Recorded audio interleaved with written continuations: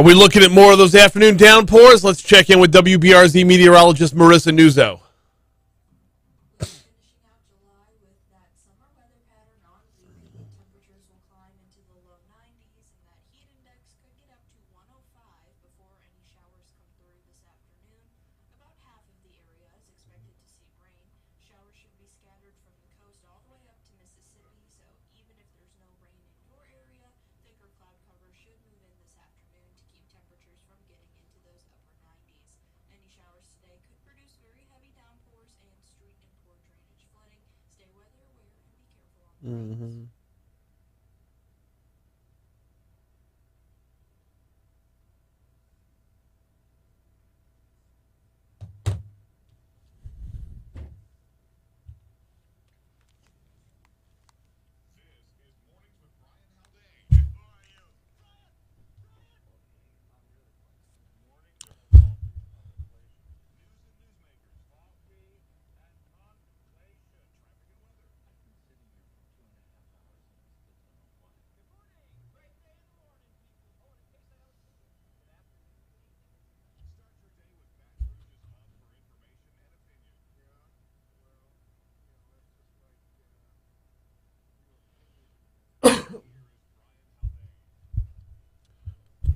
6:06 at Talk 107.3 FM WBRP. Mornings with Brian Haldane off and running. Brian here with you. Cade Wazan producing. Big Wednesday show coming your way this morning. Attorney Franz Borghardt going to be by for Legally Served in about 20 minutes from right now. Looking forward to it with Franz today, and I'll tell you why in just a minute. Let me give you the rest of the rundown first. Metro Councilman Darryl Hurst slated to join us at 7:15. We got a lot of council business to cover. First of all, I haven't picked Darryl's brain yet about the maps they're going to be voting on less than 2 weeks from now.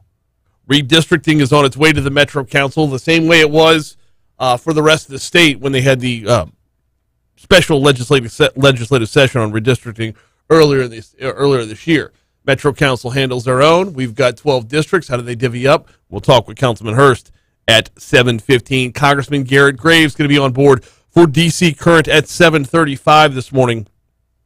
A little bit to cover with the Congressman as well, from duplication of benefits getting fixed a little more, and actually a number of bills that he's got that he's either sponsoring or co-sponsoring that are just full steam ahead. That's at 7:35. 8 o'clock hour, Saints camp's open today. We'll talk about it in sports a little bit about 8 minutes from right now, but Saints camp opens up today. Corey Rholdon with WBRZ is our guy. He's down there, and we'll be on the phone at 8:15. Going to wrap up the guest list talking with actress Robyn Lively. You might be asking yourself, the name sounds familiar, but not 100%. Well, she's been in a million different TV shows. Twin Peaks was a big one for her. Number of other shows as well. Robyn, you might remember from late 80s, early 90s. She was the best thing about the worst Karate Kid. She was the redhead from Karate Kid 3. Well, now she's in a new movie out called Strong Fathers, Strong Daughters, which underrated film right at the blocks. Bit of a dramedy, if you will. It's about a dude raising 3 different daughters with 3 different personalities and adapting to each along the way. And the dad has 3 different personalities? The daughters are completely 3 different personalities. Fair enough. Robyn is the mom along the way. So we're going to have her on to talk about her new film and a little bit about the ever-changing landscape of the movie business. That's not coming up until 8:40. When Franz comes on in a little while, I can't wait to talk about this. Here's the headline from earlier this week. Judge in embattled nursing home owner case booted. The judge got booted. Hello. Why? He called an attorney an expletive from the bench. It was reported by the Advocate that, according to witnesses, District Judge Donald Foray with the 24th JDC down in Jefferson Parish, he called one of the attorneys a piece of ish. So I want to ask Franz for stories. What's the craziest thing you've heard come out of a judge's mouth? Have you ever seen anything like this before? If you've got stories, post them up on our YouTube feed. I would love to hear some crazy-ish on YouTube as a result of this story. This is going to be a fun little launching pad along the way. All right, I'm here. Cade's here. Franz is here, which means nobody won the Mega Millions last night amongst us, which is now $1 billion.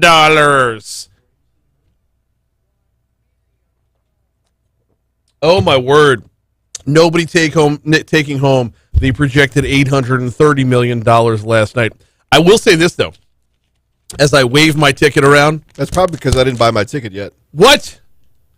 You could not motivate yourself to make a $2 investment for an $830 million payoff. I did motivate myself to go to the gym. And then from there, I thought, there's something I was talking about with Brian today I should do. Oh. No. The gym is supposed to activate the brain. Yeah. All right. Which, by the way, I tried one of those. I guess it's a knockoff version of Peloton. Yeah. Those things are terribly uncomfortable. What? Why would you ever do that? Well, why would they be comfortable? It means you're sitting. You're not supposed to be sitting? No. Get It's up a off bike. It's a spin bike, though. You get up off your tuchus. Worst thing. Get moving, buddy. No. Oh, man. So the numbers I had for last night, I got two Mega Millions tickets last night, and the Mega Ball on both of them was 16. And I'm walking out of the Be Quick on airline, and I'm like, oh, I already know I lost. Because 16 was the Mega Ball on Friday night. I don't know. When was the last time the Mega Ball was the same number twice in a row? When the Pelicans got Anthony Davis. Hey-o!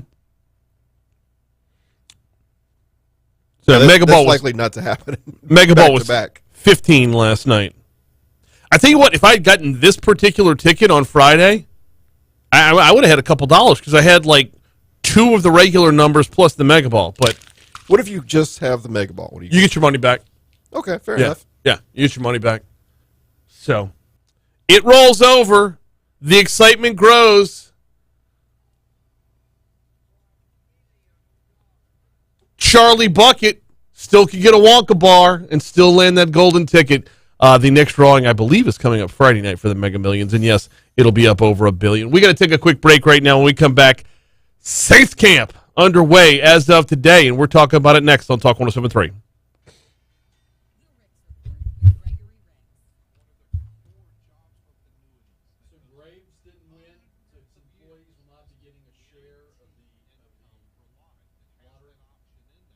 That is correct.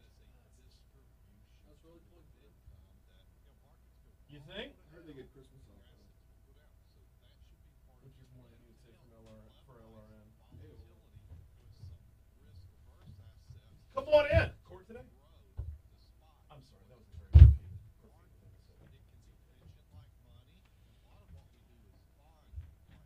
and Cheese Day?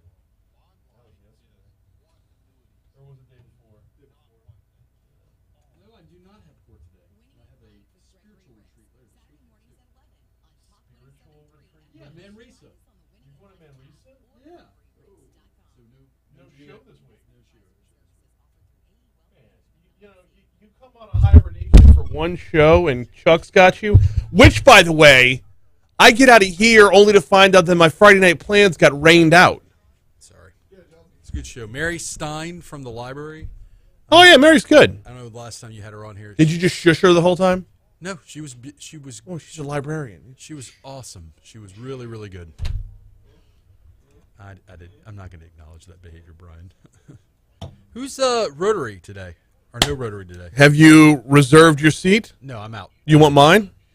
Where is this? The Stadium Club over at LSU. Brian Kelly is the guest today. Ooh, do I get to touch him? Can I kidnap him? I'm kidding. I kid. No question. I kid. No question.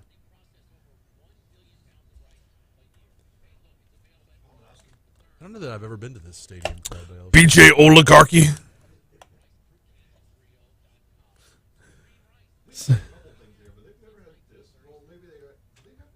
What?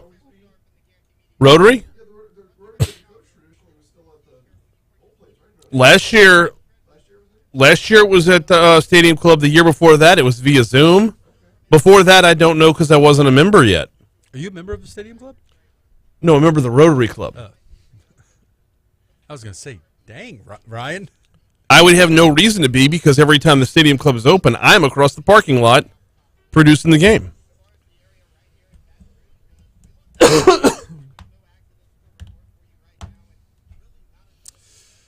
BR Mattress, I got to talk to you about those guys.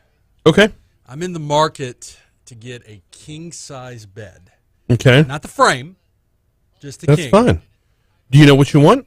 I have not bought a bed in a while. Mm-hmm. I would like a bed that does not need a box spring. I'm over the box spring thing. Yeah, we don't have a box spring in ours. And I hear they're made now that you don't need them. We have a box, but it doesn't have a spring in it. We just have the elevation, Okay. just get a little bit further off the ground. Well, what did they call? What would the mattress company call that? Oh. A box spring or a box? Yeah. I just call it a box. I like the idea of a California king, but the reality of a California king is just I just want a king size bed. Okay. We'll talk. You and I will talk. Yes. Sorry. And BR Mattress. See, this is one of those subtle things that you got to recognize in radio because we're about to be talking about the Saints, but it also gives me the opportunity to tell you about DropBiscuitStudios.com. DropBiscuitStudios.com, a southern home for southern storytellers, hosted by us here at Guarantee. Pops, the Louis Armstrong story, available right now at DropBiscuitStudios.com. Well done, Cade. That being said, moving from Drop Biscuit, where there's plenty of content. Oh, I wonder how much Saints content we're going to have up at Drop Biscuit. Scone and tea will likely be about the Saints tonight, I'm sure, and a bunch of other randomness. Saints hit the practice field today. They are looking to return to the playoffs after missing the postseason last season. Wide receiver Michael Thomas on the PUP list. That is the physically unable to perform list. A lot of folks are sweating this right now. I'm sure if you're tuning into our sports station throughout the day, there will be speculation as to when he'll be returning, and the answer will be soon. Okay, what does that mean? What does that mean is he's been on the shelf this long, don't burn him in the first week of training camp. That's what that means. Anyway, Thomas is not ready to practice with the team after missing all of last season because of ankle surgery. General manager Mickey Loomis does not expect Thomas to spend a lot of time on that physically unable to perform list. Just not quite ready to be full go yet. So, but I don't anticipate him being on that list for very long. Yeah, I've no doubt in my mind that he's just kind of hanging for a minute. Coach, do I have to run out there today? No. Training camp is for the people that need training camp. You can't guard Mike. You're good. Loomis says it remains, and I know Loomis isn't the coach, he's the general manager, but we'll get into the coach in a minute. Loomis says it remains to be seen what happens with Alvin Kamara facing that felony battery charge. That's actually a bigger cloud to me than Mike Thomas's physically unable to perform list. After security cameras showed him in a fight at a Las Vegas hotel back in February, his next court hearing coming up Monday. Meanwhile, the Saints signed veteran running back Malcolm Brown, who has rushed for 1,300 yards in 77 NFL games. Loomis says Brown's signing is not in response to losing Kamara to a suspension. 17. Look, we're just looking for competition. Here's a veteran player who's a good player. We have good evaluations on, and wasn't the only guy we signed today. We signed an offensive lineman, and we signed the offensive lineman yesterday, technically, but we have an offensive lineman and a defensive end as well. So we're always trying to, improve the roster, and this is part of it. You know what? There's something we need to take note of, and we've got more sound bites that we may or may not get to. But as we move into the first post-Sean Payton season with the Saints, Cade, can you play like the first word of that last cut? Look, we're just looking. Nope, there it is. Nice grab, Cade. Nice catch. No question. That's a different coach. How many times throughout Sean Payton's tenure in New Orleans did he start an answer to a question from a reporter with the words "look" or "listen" or both? Look, listen. I wonder if it's going to carry over. Those mannerisms, those habits, the cadence of speech, those sorts of things. When you have a legendary coach in a position for some time, those things just transfer over. How many years did it take before LSU baseball was not following like Skip Bertmanisms. Same Look, is going to be true. Same is going to be true down in New Orleans. Oh, we're out of time. Here's the Fox Business Report. Nice grab, Cade. That was better than Dennis Allen talking about. No, he does it all the time, and being aware of it ahead of time is going to make it hilarious all season long. Mitch Kimball's your guy. So Mitch Kimball's your guy. I think the kid that was here yesterday referred to that he had met Mitch. At, Baton Rouge Mattress Outlet, all right. So, 4065 Florida Boulevard. so will they deliver? Yes. That's like the most. Drop my name. I hate to say that, but like the most important component of the. I throw it on top of my Ford Focus. We go Sanford and Son style, baby. They sell frames there. Yeah. They sell frames. I think so. You know the weird thing, like, so the frame we got, like, you don't have the box frame anymore, so it's like these like planks of wood. Right. Right. And then they like they sit. Some of them roll out. Yeah. It's yeah. Roll out. It made it easy when they moved to like stack them up. So I am moving. I'm leaving the mid city, Brian, going to a different area of Baton Rouge, and I feel like it's time. I feel like it's time to treat myself to a good mattress. Where are you moving to? Only mid city allows box frames. And gunshots. You ain't gonna find a part of town that doesn't have that. So mics are hot, so I'm not gonna. Oh yeah, kill the mics for a sec.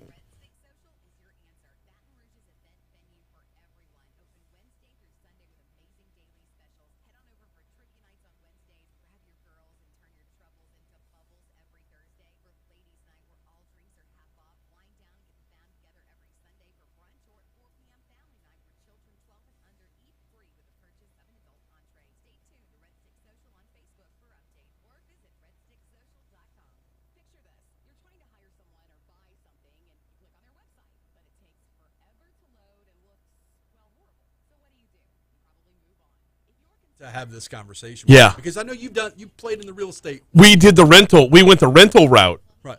and But here's the thing, though. You can also pay a property management individual a percentage of whatever you're making. that's what we did. We ran through Donnie Jaro. Yeah, and he just handles it, right? Yeah, And that yeah, and it was great. It was great until it wasn't. when they could make when they can make the monthly nut.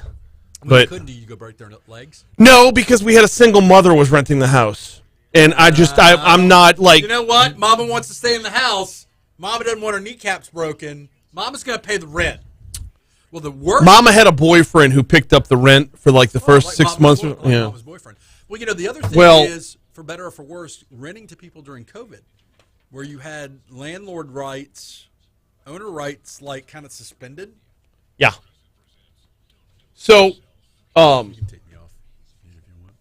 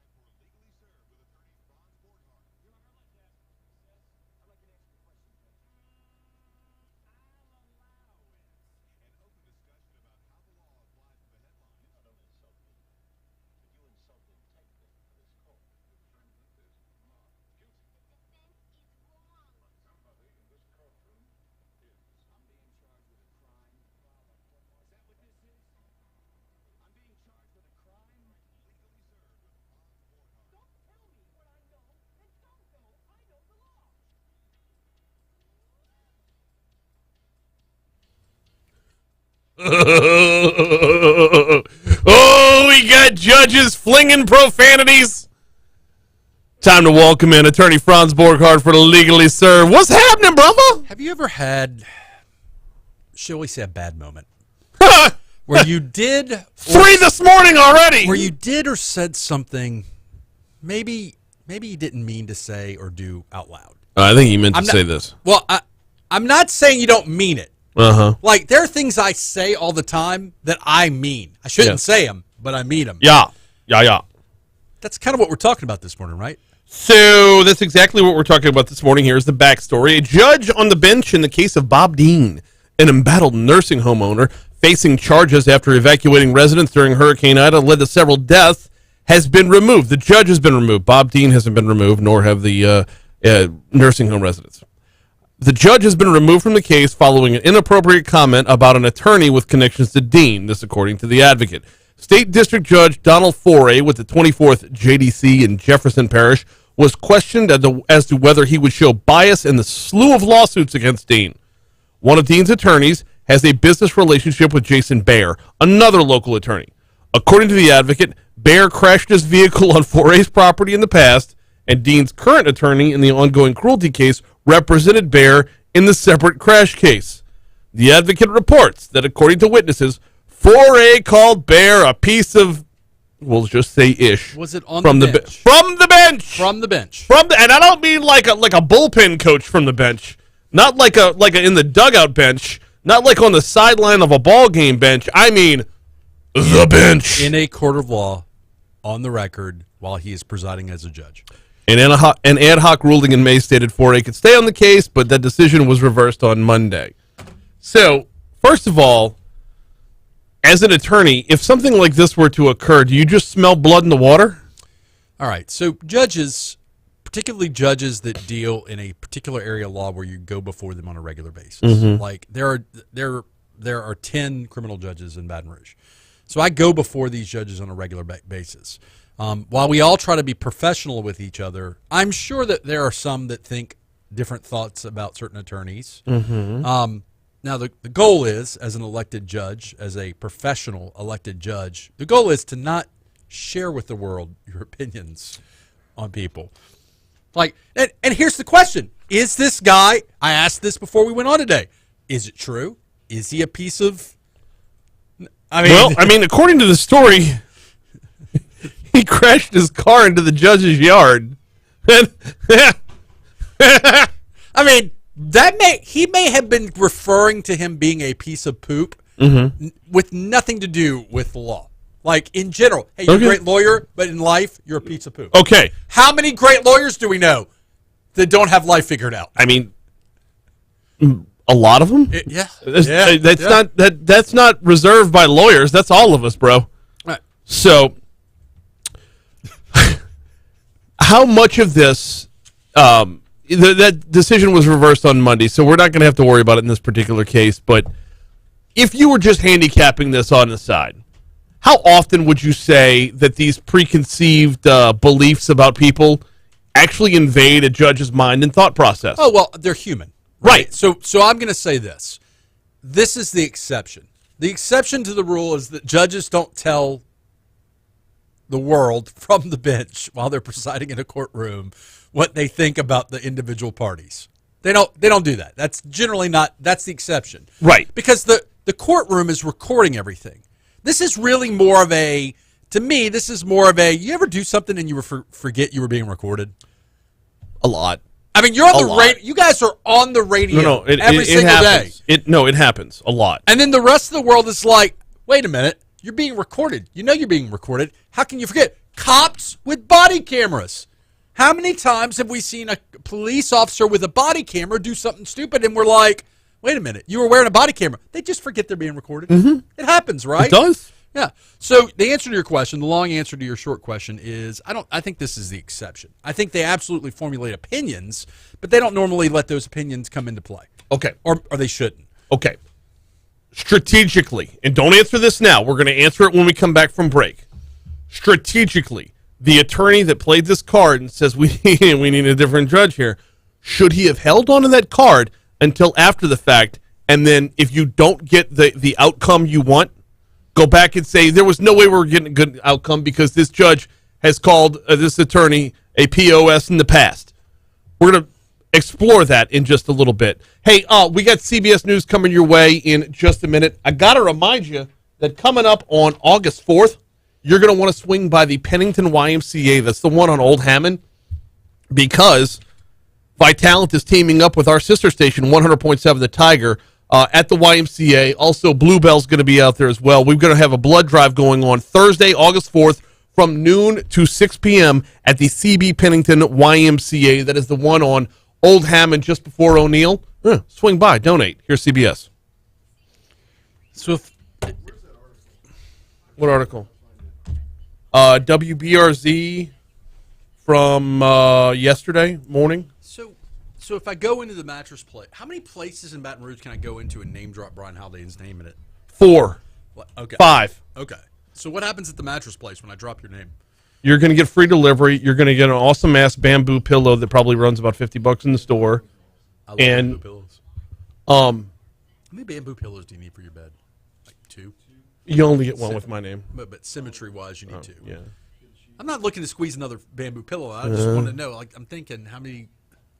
I tell you what, you want to know how to get the second one for free? Tell Mitch you're going on the extra treat. He'll be there, by the way. He's on my team. I am going on the extra treat. You're darn right you are. The delivery is the key. Yes, it is. So I've got a bed frame I'm looking at from. This is all about Franz's bed frames today. Beds and bed frames, American Factory Direct. And I'm curious, do they assemble it for you when they deliver it? If you don't go to some you're talking about the furniture place. It depends on how much you're paying. I'm willing to pay a little. I'm willing to slip the guys a little something. I know it's going to come as a shock to you. I'm not exactly handy. What? Yeah, I'm not really handy. No, you're fine. You're not Andy.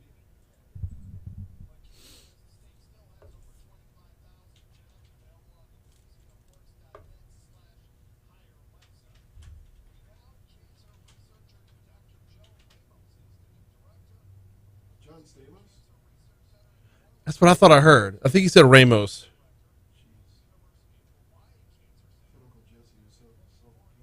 Hey, cut it out. I'm still pissed that I didn't get that Dave Coulier interview.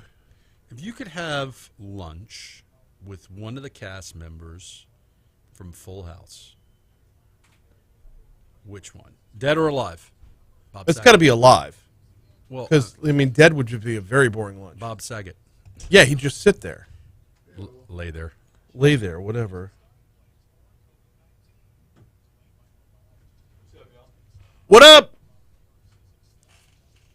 So if you could have lunch with one of the ESPN fellows from the radio station, like one lunch. Well, I'm going to have lunch with all of them today. It's a quarterly meeting. I'm just saying, if you could have lunch with one, who would be the one you'd want to have lunch with? Baton Rouge, you're talking about? In this building. Yeah. You don't have to pick a favorite. I'm just saying. I don't know. They That's all an odd bring different question. things to the table, right? Different conversations. Yes. Hey, morning, Christy. My wife just texted. I say she just texted. I'm just now seeing her text. So my kid's school has like a men's club. Yeah. Very excited. I want to be a member of the club. I got an Join. email yesterday about the men's club. They're changing the name or whatever. Men of Mercy. I know. And apparently there's all kind of events. There's like a Yeah. steak night, isn't there? Yeah, Stogie night. There's a Stogie night, Yeah. yeah. Do you go? I was going to ask you, do you go to all that stuff? I didn't in the past. It's like, my hesitation would be like, I don't want to go by myself. I need at least one other person that I know. Right. That's what I was kind of thinking is, look, I'm an adult insecure child inside. And so I don't want to be the guy that goes to at a club event or something for my kid's school, and then I'm like, ugh. Yeah, I was reading all the list of events, and this sounds like there's a little bit of awkwardness for me. Like, if there's another person I knew, Haldane's definitely awkward. I can take that. But I didn't know. I know you do so much. I'm like, God, maybe Brian like passes on that because he's got 80 other things he's involved with. I mean, It was intriguing to me. For $75, I felt like that's not a There was some fine print in there that there may be for individual events there may be a little bit more, but that's okay. That's okay. What? There's some fine print in the email that for certain events there may be a little bit more additional fee. Oh, fee. Yeah. Yeah. Well, yeah. Yeah, 75, steal. So just text me if I'm going. Come on. I mean, I don't know what the first one is. So my high school, Catholic High, is kind of like we do the men's barbecue nights, and I kind of sometimes am like, I don't want to go by myself. It's a very open place. Like, the dudes that are there are looking for more dudes to be there. It's not like, Wait, when you say dudes are looking for dudes, that didn't sound right. No, it's a very open and welcoming, like Splash. Like certain roles, like for the fair, that group has to like do something. They like host something, work something. Is that kind of thing they get together and volunteer? I imagine that would be a part of the. So I feel like it's more than just like getting together for fun. Yeah, I don't mean to be. They mentioned like there's a dad's group that helps at like after school or something. Well, so they'll do like a carpool. They'll do like a car. they do volunteer for carpool Yeah. during Teacher Appreciation Week Right. and a couple of other times. Occasionally, you'll get an email about doing landscaping at the school. You know, I'm the only one that didn't get that email. I had to catch hell from all the dudes. Like, they're like, "Where were you, man? We do real work in the sun, and no, you guess who doesn't show up?" I'm like, I didn't get an email. Can I just say out loud what I was feeling when I got that email? What I was thinking inside, where I was like, "Well, wait a minute. Why am I doing?" Yeah, hang on. Gonna be rinse repeat with an emphasis on the rinse. With today's forecast, here is WBRZ meteorologist Marissa Nuzzo. Oh, talking about mattresses. Facebook is giving me mattresses. Seriously? Yeah. When are you going? I want to tell Mitch so I can make sure he's there. So I signed a PA, and so the closing date is before August 30th. So what I plan to do is once I'm clear to close, I'm going to start like ordering and then setting up for delivery so that I can kind of, Okay.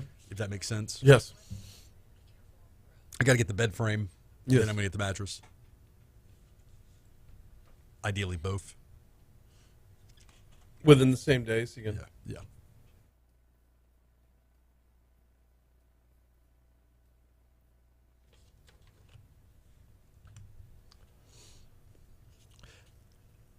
Legally served as part of Mornings with Brian Haldane, rolling right along. As we were heading into the break, I was asking Franz a question, just a strategic question, because aside from hoping to squeeze a couple of stories about things that he's heard in the courtroom, I wanted to ask some actual legal maneuvering here.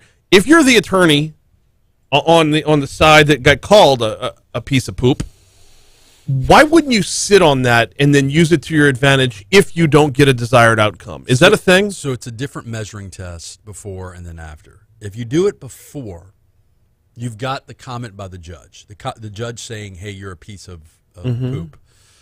He didn't say poop. And before, you have a lower bar because the court's deciding that the conflict court is deciding just based on that statement.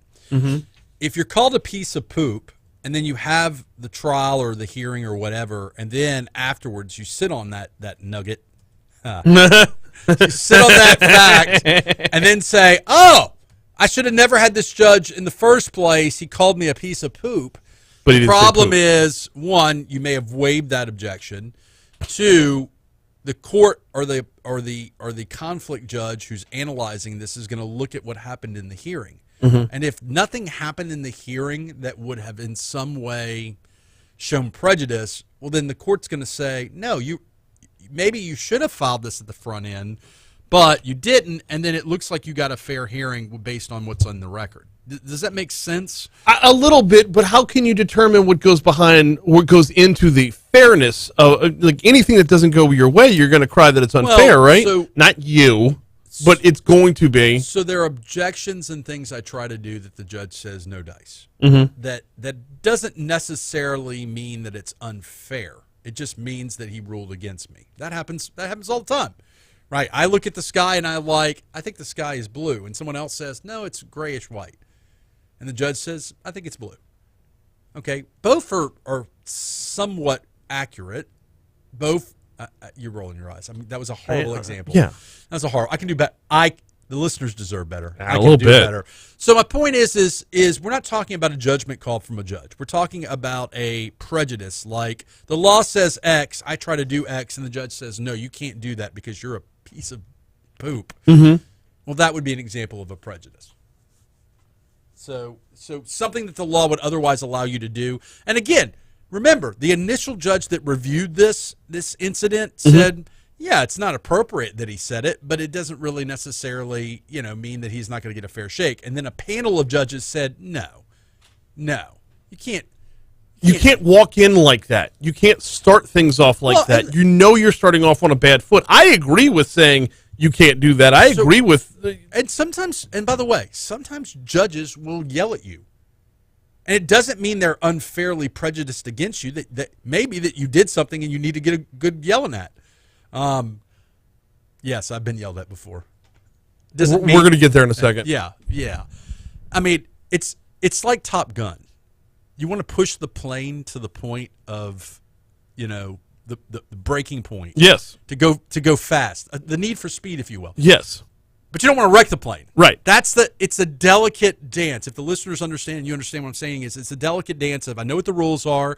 I'm going to push the plane. I'm going to push my skills and my advocacy to the point of, okay, don't go any further. Right. And sometimes tap dancing on the line means dancing over the line, and the judge will yell at you for that. Okay, but that's within the courtroom. Right. This is a relationship outside the courtroom that's carried back into the courtroom. Didn't he drive his... Well, it says here that Dean's current attorney... Wait. According to the advocate, Bear crashed his vehicle on Foray's property in the past. Yeah, I mean, I'm picturing Dukes of Hazzard, like the car's in midair, and then it looks like the boys got in trouble this time. How do you crash a car into someone's property? I mean, it happened 3 times in Livingston Parish last week. So that's LP, though. Yeah, it is. Do you think meth was involved? That's such a Livingston How Parish Johnny meth. on the spot was Cade just now with the Dukes of Hazzard theme. Yeah. You can't hear it. You need headphones. Yeah. All right. Let's talk a little bit of courtroom stories, if you will. What's the worst thing you've been called by a judge? What's the worst thing you've been called by an opposing attorney?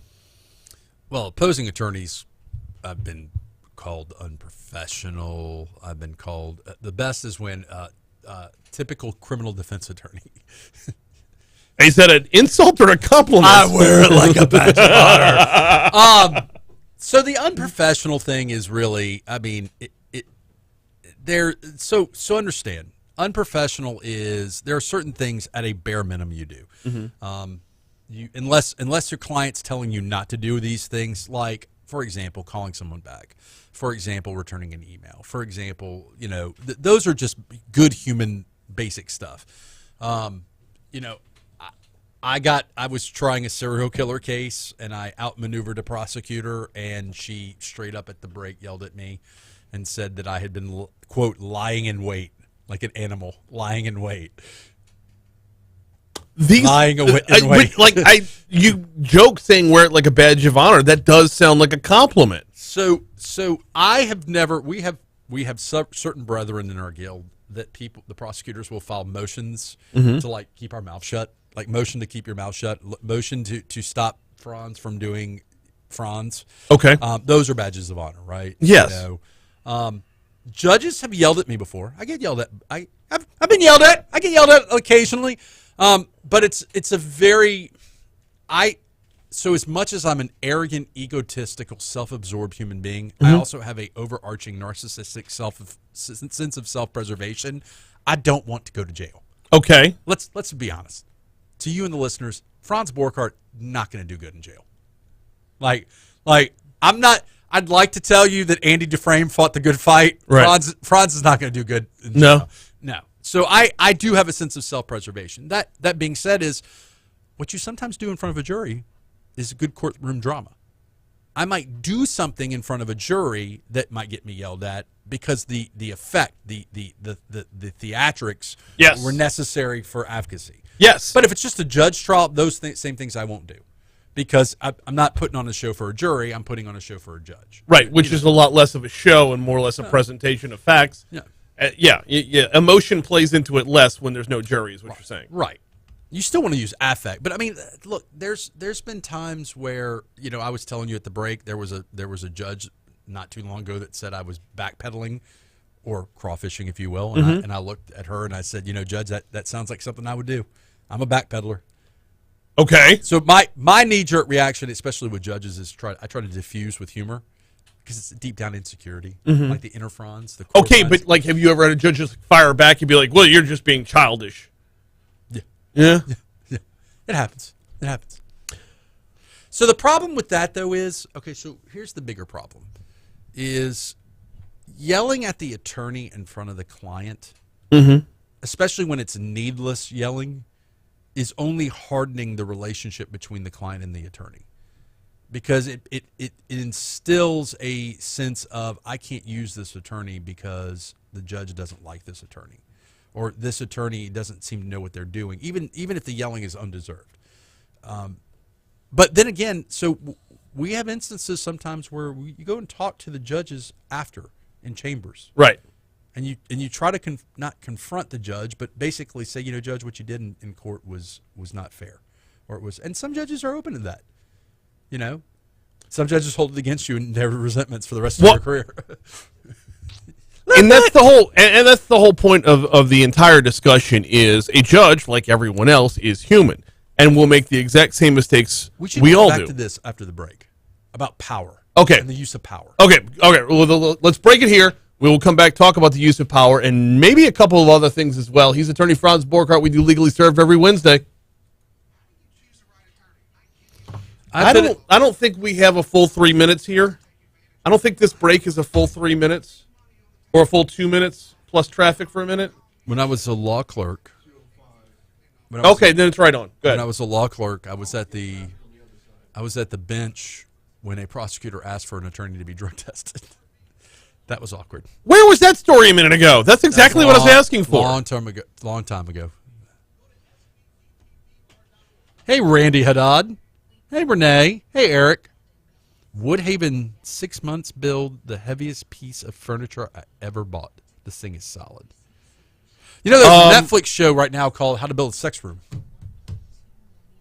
It's a thing. It's a thing. I'm not going to get to that on my Netflix queue at all, ever. Why? Because every room's a sex room if you're creative enough, Franz. If you're Brian Haldane. There was a real estate, like a showing posted by a realtor, and they neglected to take the sign out of the bedroom that said "Welcome to Pound Town." I don't know. It was posted like on Twitter. It was What, like an HGTV show? Like House Hunters? It looked like some Love it or lick it? List it? like a listing on some kind of like realtor website. Oh, this okay. Welcome to Pound Town. Like, you set up the house where you Yeah, and then you scroll through the 35 pictures, and they're all bad angles of the great room. Yeah. behind the bed was a frame, like a horizontal thing that said "Welcome to Pound Town." So I don't know. What kind of juvenile 3-year Letterman persona do you have to put a sign above your bed that says "Welcome to Pound Town"? No one knew that's where Pound Town was. Poundville, Pound Town. That's Pound Town was probably already taken. yeah, probably. So here it is. Here it is. While I've never executed a successful marriage in my life, you got to spice it up sometimes. And if a sign that says "Welcome to Pound Town" is what spices it up, I hear being able to get a good night's sleep is sometimes a good way of spicing it up a little bit. Does James sleep Any in the bed? woman do what? Does James ever sleep in the bed, or does he stay With awake? me and Christy? Yeah. No. So my son still will occasionally like crawl into bed. Mm-hmm. Like it's not like a he's like all up on me or anything. It's just Carrie did a lot more than Abby. Abby did more than James. He shares a bedroom with his sister. So yeah, there's 2 bedrooms upstairs. The oldest one has her own room, and the other I one would like to do share. a documentary on Day in the Life of James Haldane. It's a boring documentary. Maybe not. You know, I should have sent you the stuff about the. Have you been following this story about the 10-year-old in Ohio that was raped and had to go to Indiana for an abortion?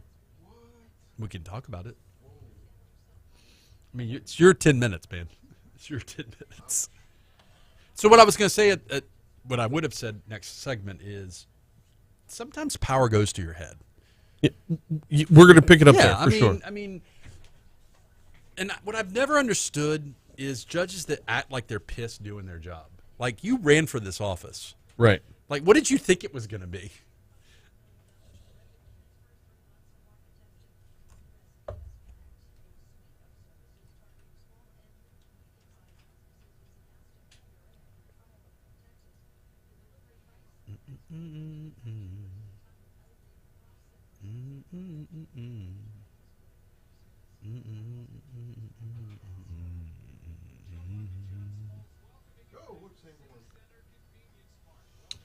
You know that you look at the plot of Dukes of Hazzard and the whole moonshining running, and it really just falls apart. Like, they know the Hazzard boys are moonshiners, runners, right? Yeah. Like, they know where they live, right? Yeah. So why don't the cops just go and arrest them? It's kind of like Trailer Park Boys. They always grew weed. They arrested them. They got out, and they tried to grow weed again. Wouldn't they actually have to be, you'd have to have some level of evidence on the property? High-speed chases in the okay, wait, like every episode? Are you? Like, doesn't Daisy Duke assault and batter police officers throughout the series? Mm-hmm. I really don't remember that much about the Dukes of Hazzard. I mean, they're making their way the only way they know how. To General Lee.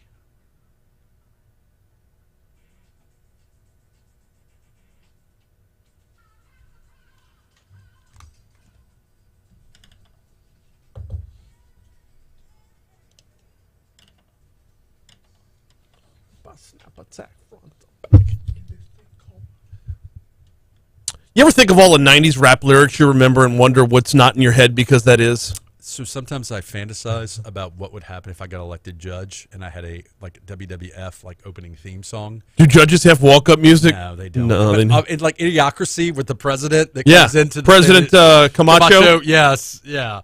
No, I don't really fantasize about that. Okay, I do. Yeah, you do. Yeah. A judge should have walk-up music because they hold all the power. They could tell everybody in the courtroom, either I get walk-up music or I'm holding you all in contempt. Boom. Done. How about that? So you'd be just full-on Chamberlain howler. So you think sometimes about elected officials. I want you to think about elected officials, guys, that get elected and then just act like jerks. Publicly. Mm-hmm. Act like jerks. Do we have a lot of that? Non-judges. Do we have a lot of that? Oh, all the time, yeah. Yes.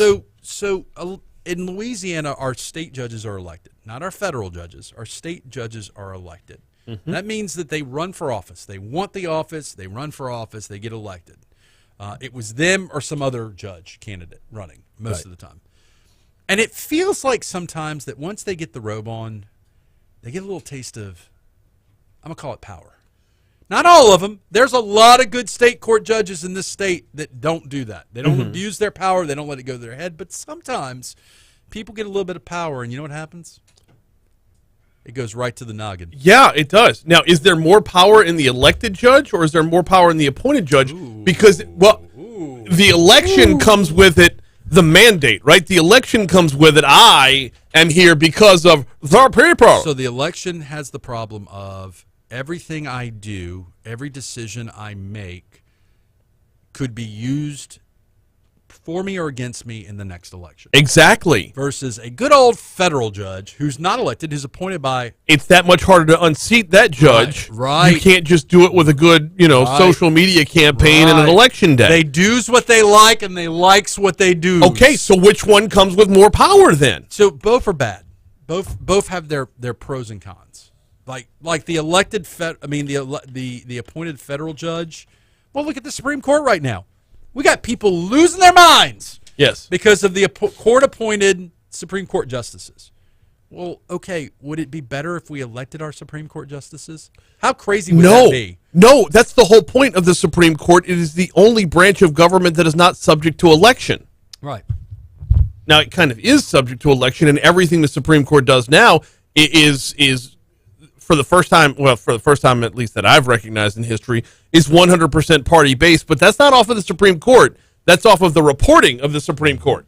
Mm-hmm. Mm-hmm. And none of the Supreme Court justices are calling anybody a piece of excrement, defecation, dung, turds, droppings. None of these other synonyms for what this judge said here.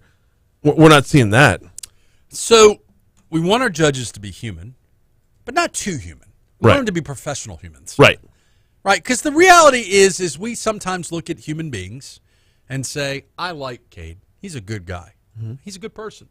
He does a good job. And then I might look at somebody else and say, Richard Condit. Whoa, what Condit do? He's down the hall, just man. Using that as an example. I'm just using it as an example. Jeff Landry. I might look at Jeff Landry differently than you look at Jeff Landry. But my point is, it's what I do with that internal opinion. Do I say, I'm going to put this opinion to the side? I don't like this person. I'm going to put this opinion to the side, and I'm going to be professional and call balls and strikes like a good referee. Because that's essentially what a judge is, right? Yes, but with a lot more power than that. Well, I don't know. A good umpire will judge. How do you feel about refs or umpires when they don't call good balls and strikes? I mean, it's not about the balls and strikes. You can get those wrong. It's when you eject a guy just for questioning. They're the, and I'm using the sports analogy, which I feel uncomfortable with because you know how bad I am at sports. But I am a big baseball fan. Mm-hmm. Everybody likes to armchair quarterback the ref and say you did this wrong. That wasn't a ball. That wasn't a strike. Nobody wants that job. Few people want the job of being the one calling balls and strikes. Yeah. Right. Which, with modern technology, we don't need them because if you're watching the game on TV, they got the strike zone box right there, and you can see just how terrible they are at their job. Feel like eventually we're going to get to a place where we're just going to have a computerized balls and strike zone? Can that be translated back to the courtroom? Well, they have, oddly enough, good question, they have had studies on AI technology being used to do things like setting bonds.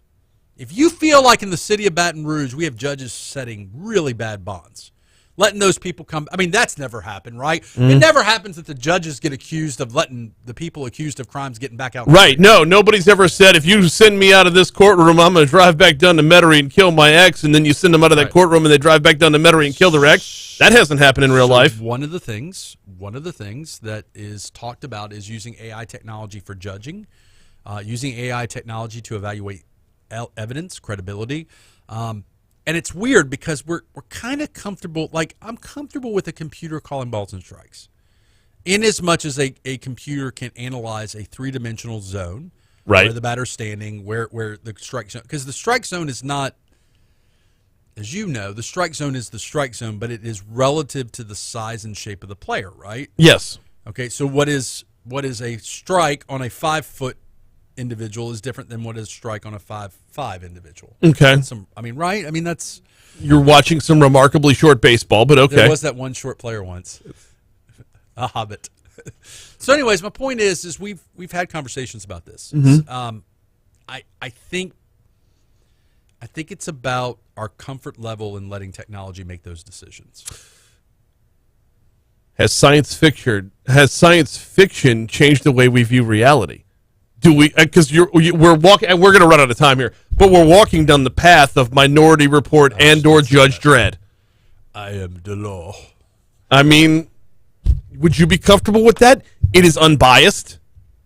It is. There's a formula that goes into it. Because with juries, I like to use emotive arguments. I like to use heartstring tugging, which is a part of it's an arrow in my quiver. Now, you like to manipulate a little bit.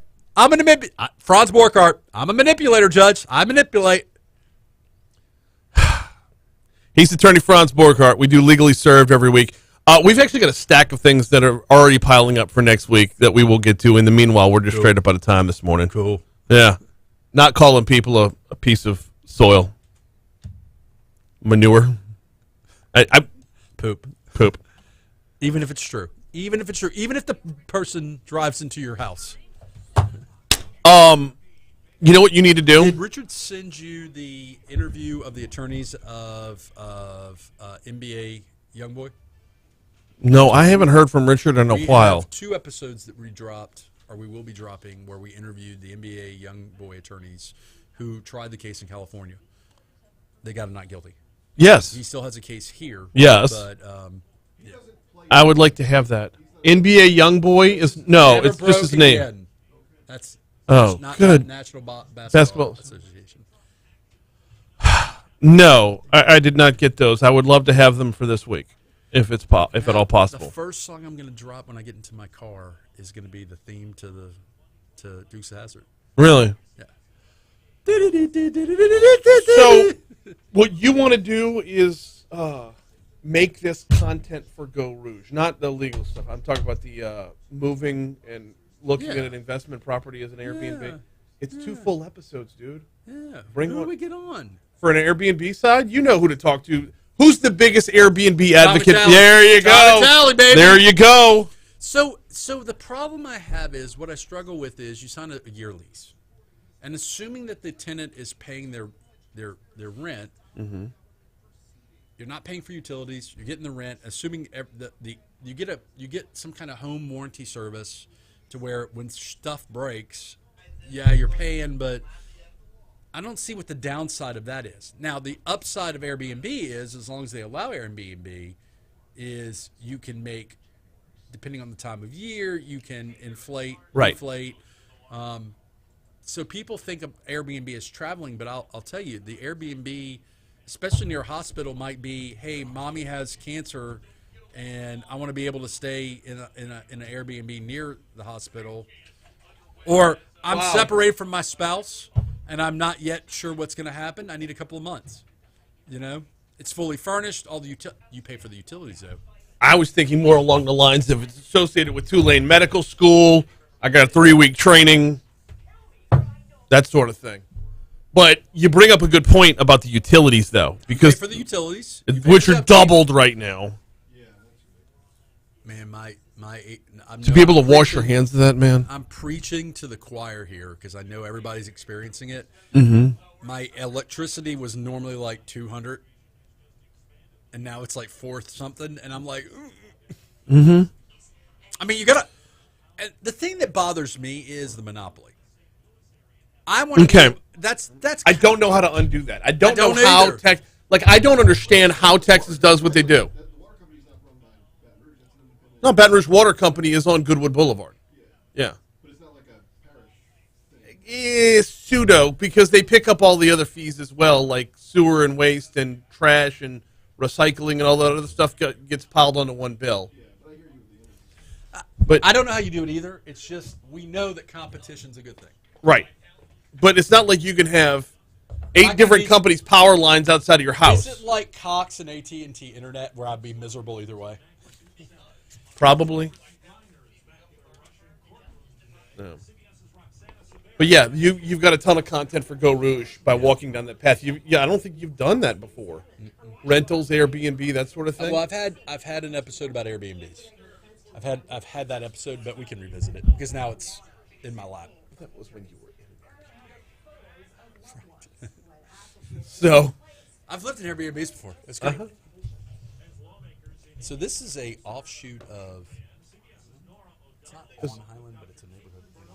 I'll send you. I know right where it's at. I know where the neighborhood's at. It's A it's friend a of little- mine's in-laws used to live there. It's a little pocket, like one way in, one way out. I know. It's nice. A friend of mine's I'm a in-laws used to little live worried there. about game day, but other than that, I think You game don't day- have to worry about game day unless you're getting in or out of your house on one game every other year. Well, I think you can get out with contraflow.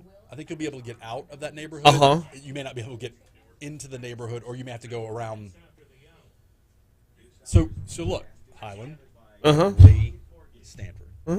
Houses over here between the two, so you're going to be able to get there. It's in that subdivision, right? Right. I'm yeah. All right, Very guys. familiar with See it. you. All right, bro. Join the men's club.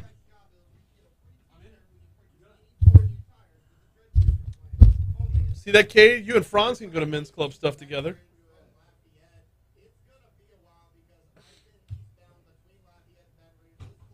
How would y'all like to hear from somebody who works for SpaceX? That sound like a plan? I'm making this happen.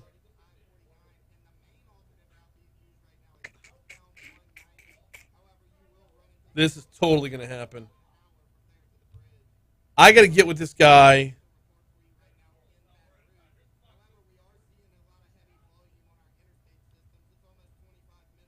I want SpaceX to sponsor my show. Yeah.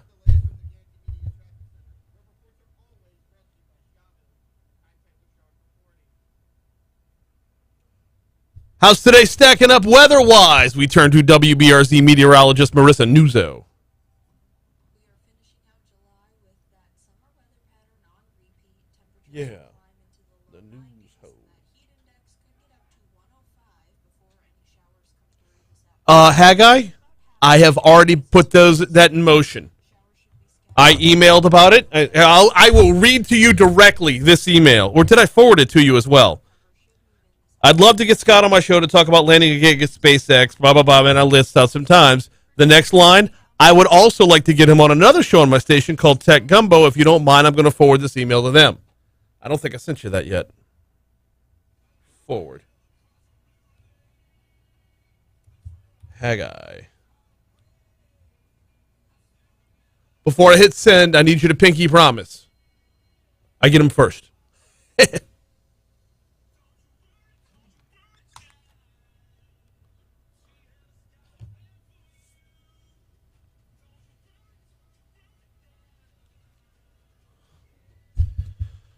7:06, Talk 107.3 FM, WBRP. Mornings with Brian Haldane, rolling right along. Brian here with you, Cade Wazan producing. Huge thanks once again to Attorney Franz Borghardt for hopping on for the Legally Served.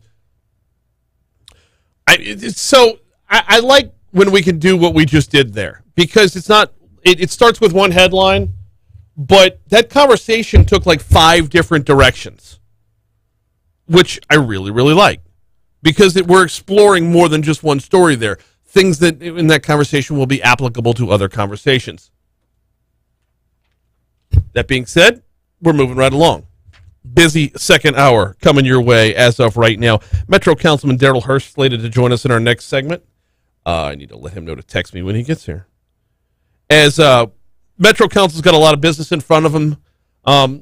You might have seen on WBRZ or anywhere in the news where Jen Rocca and Carolyn Coleman are looking into the board over at Katz. We'll dive into that. We'll dive into the mapping. We'll dive into the homeless issue, everything that the Metro Council has got going on with Darryl in our next segment. Also need to revisit his performance in Bigwigs. He took part in the Susan G. Komen fundraiser Bigwigs a couple weeks ago, and might I say, pulled it off well. Big pink wig. Got it done.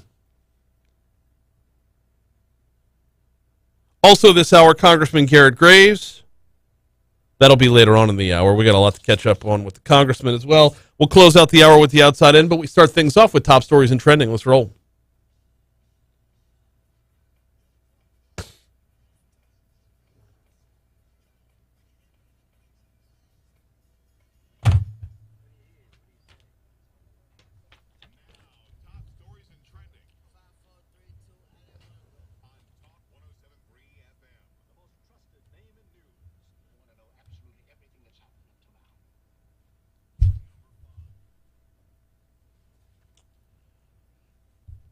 I got to clean up something on the air that's off the arcade. Can you ask Taylor to go let Councilman Hurst in?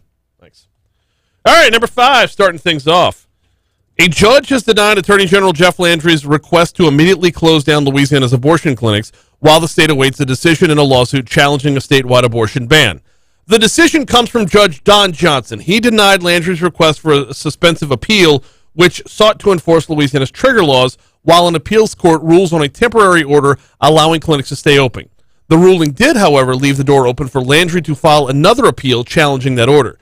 In blocking Landry's request, Judge Johnson's ruling pointed to, quote, constitutional ambiguity in Louisiana's ban, saying the trigger laws could be misinterpreted and therefore misapplied by healthcare professionals. Later in the day yesterday, Landry notified the court that he plans to appeal and take the case to the First Circuit Court of Appeals.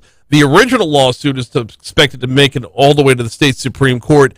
As for Landry and Don Johnson, I don't know why he continues to bark up the exact same tree. You're not going to get a different answer from the same judge. Entergy says they're taking steps to address customer complaints as the company reports, quote, some of the highest electric bills ever seen. The power provider says it's committed $10 million in shareholder donations to bill assistance programs for residential customers. Entergy said it's also waiving credit card payment fees for all residential accounts and waiving late fees for eligible customers. A news release from Entergy did not immediately clarify which customers would qualify for late payment forgiveness. The company said it's currently exploring other methods to give customers some relief. It's overwhelming and remarkably frustrating. A teen with a criminal history was wearing an ankle monitor from the state's juvenile justice system when he allegedly shot someone at an apartment complex last month. Baton Rouge Police Department said 19-year-old Dion Walton on Monday, they arrested Dion Walton on Monday for his involvement in a June 28th shooting at Cherry Creek Apartments at North Harco Drive near South Choctaw Drive. According to arrest reports, an officer on duty at the complex heard gunfire, ran to investigate. That officer reports he recognized Walton from, quote, previous encounters as he fled. Following the shooting, a teenager was taken to a nearby hospital with reportedly non-life-threatening injuries. The investigation revealed Walton was on GPS monitoring through the Office of Juvenile Justice at the time of the shooting. Tracking data from that device later showed Walton was at the complex at the time of the shooting back in June. Walton was arrested, booked on one count of attempted second-degree murder and one count of illegal use of weapons. A man has died in the hospital weeks after he was beaten outside of a business on Plank Road. BRPD said yesterday 60-year-old Albert Gibson was involved with a fight with an unknown person around 7 p.m. back on July 8th. He was found gravely beaten outside of Tony's Seafood. Gibson was taken to a local hospital. He passed away from his injuries weeks later. He actually passed away on July 23rd.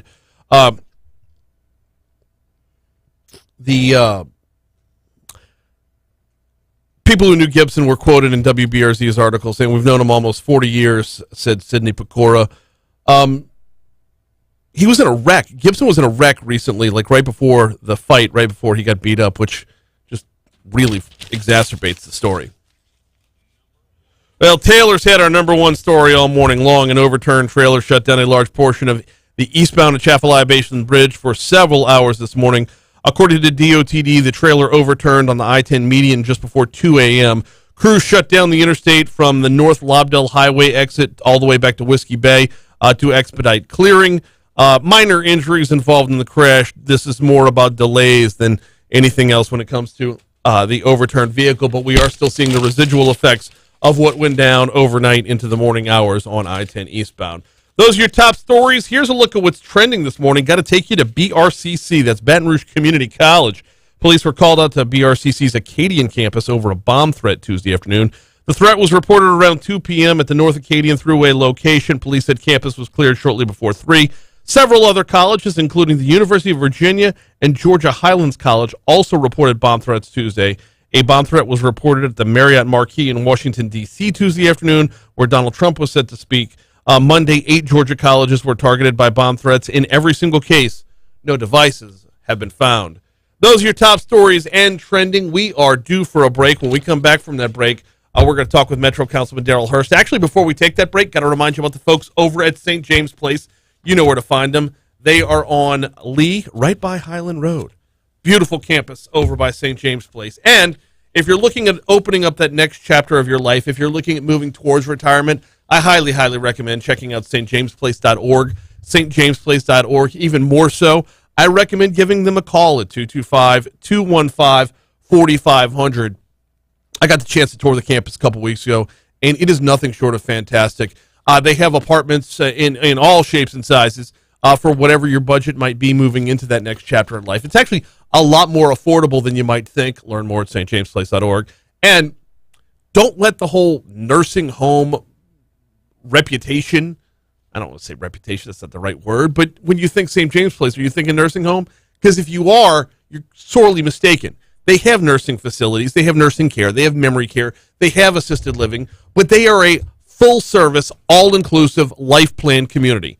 Every stage, when you're looking at retirement, beyond. Check them out, stjamesplace.org. We talk Metro Council next. Oh, yes, sir.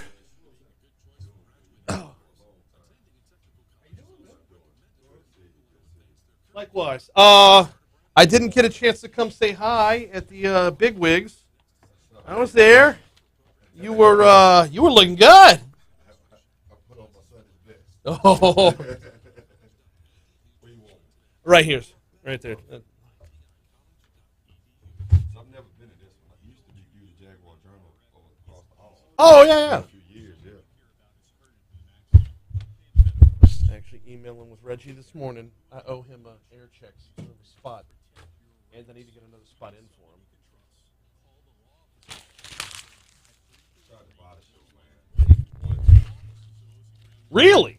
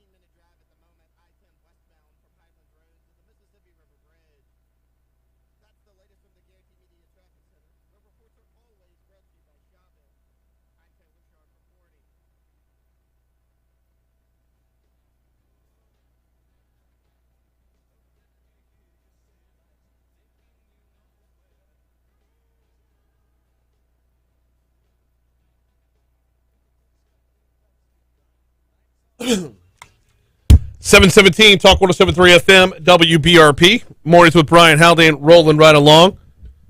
Been trying to focus a lot more on Metro Council business lately. As this is the business of the Metro Council is a business that's going on in our own backyard. Happy to welcome in the studio for the first time. Had you on the phone before, Metro Councilman Darryl Hurst. How are you, man? I'm doing well. Glad to be here. I'm gonna swing this around so we can go back and forth. There we go. I'm extremely glad to be here. Glad to be in the studio. I think y'all have a great show and an amazing listening audience. So, just here to talk about Metro politics. Yes, sir. Let's break it down. Let's dive in. Before we get into anything else, though, mapping's coming out very soon. Y'all, you're less than 2 weeks away from voting on new district maps? That's actually switched to October 13th. Really? It did. So what actually happened was initially they were looking at an August 12th date. And so we actually have till next year by law. But from the plan of government, it says that we have 1 year from when the census data hit, which would be August 12th-ish. Right. But a legal interpretation by the parish attorney and the council administrator, since we didn't start looking for a demographer until October, that's when our clock started. Okay. So it pushed back to October 13th. Okay, fair enough. So, wow, it pushes it back by a few months, but honestly, at this point, is a whole lot going to get done between August 12th and October 13th? You know, what we plan on doing is having some public hearings to ensure that. So we have the meetings. Let me say that. Right. Nobody attends, which I think is disappointing for every district, right? But we're going to start hosting some meetings, or at least I had one planned for July 13th that I pushed out when that date changed, to ensure that people in my district and surrounding districts have an opportunity to come and be heard. Sometimes 1 to 3 in the middle of the daytime is tough. Yeah. Sometimes getting to the Metro Council meeting for 4 p.m. when you get off at 5 o'clock is tough. How do you justify to the boss, I need to go there because I have a foul odor and I need to speak on it, right? Right. Doesn't always give you the time off. So we want to do this in the evening where the community can come out, be involved, and tell us what's on their mind. And even then, once school's back in, forget about it, because all the extracurriculars are rolling. Those of us that are parents are going to be everywhere all at once. There is no good time, though. You got to make time, because this is the business that builds the city. So, you are the councilman from District 5. What's the word? Handicap this for me a little bit. What do you think your district is going to end up looking like after redistricting? I probably have the worst district when it comes to changes, because there is no change, really. And Right. the reason why I say that is because when you look at the data, I'm 92% African American. And so the closest that we've been able to get in terms of reduction, because I do want a balanced district, right? You want to represent the majority and the minority, and you want to have balanced income in your district. All of that changes as you start changing some of those demographics. But the closest I've been able to get to a balanced district is 84%. So out of all of the districts, I probably have the least one that'll change. And I'll tell you, we have a challenging thing in Baton Rouge. Florida Boulevard, people always say it's the dividing line. When you look at the maps, it is truly the dividing line. When you look south of Florida, there's a heavy African-American population, but it's like dots, right, on the board. So it may be one or two precincts here and there. When you look above Florida Boulevard, it's a majority African-American. So trying to have, right now the numbers say that we should have a 6-6 majority minority, right? So it should be even. Should be. Should be even. Right. But trying to balance that out on the map is a lot harder because of two things. Number one, I can't, like Aaron Moak, who's District 4, I could probably throw, if there were no trees in the way, I could probably throw a football and hit his house. Okay. If I was Joe Montana, right? He's that close to me. So while I could slide over into the central area a little more, his house, another law, which we can't force him to move, and I can't go through him, prevents me from going over into that district as heavy as I possibly could have, which would have provided a little bit more balance. And that's happened with a bunch of other metropolitan councilmen or women, is that their home restricts some moving. So when we look at vulnerability for districts that are kind of naturally changing, you see more Zachary area, you see more, which is District 1 and District 8, which is in East Almoroso. So yeah, District 8. So I'm in Moak's district. I live in Sherwood. So Okay. I'm in that little carve out, I guess you could call it, in Moak's district. District 1 is land wise is ginormous. It's the biggest. I mean, district on the map, absolutely. Brandon Knowles got to be feeling like Game of Thrones with the amount of property under his belt. And potential for growth and improvement, absolutely, in the Right. parish. Yeah. Which I don't know if we're gonna have time to get there today, but that's a big topic of conversation. But you talk about the racial breakdown within each, and you're hinting at getting closer to 50-50. Is that? Well, the way that the numbers are, and I don't, it's so early in the morning, I don't want to mess these up, but I believe we are 46% African American in the parish. That sounds right. 46, 40. 42, 43. Yes. Something like that, and the rest of it is minority. But the way that the demographer did it, and there's a Voting Rights Act that protects minority-based communities, and it used to say the word black. Now it says minority. But what the demographer did is he lumped all minorities other than African Americans with the majority, which is considered white, to create majority districts.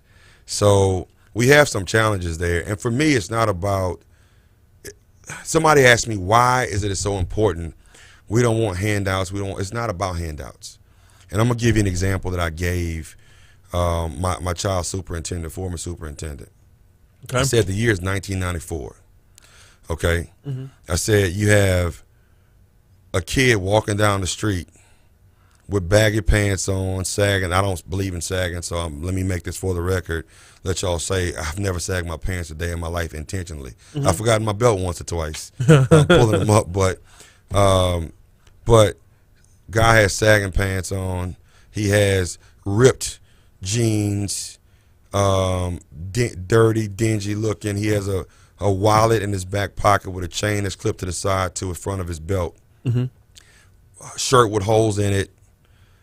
And he's called a skateboarder or a grunge wearer, right? Because it's a fad, it's fashion. Right.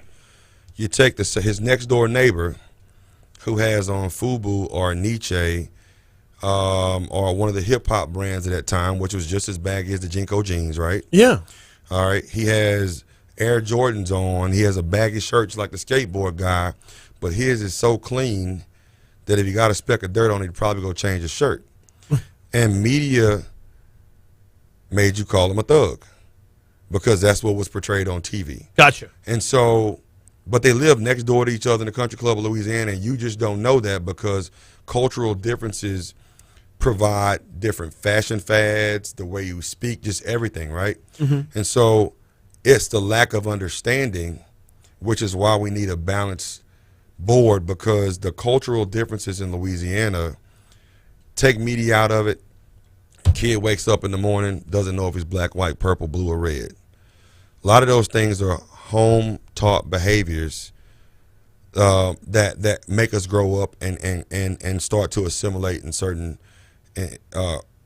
groups within our communities. Okay. And so it creates, to me, historically bad mindsets about the differences in the cultures.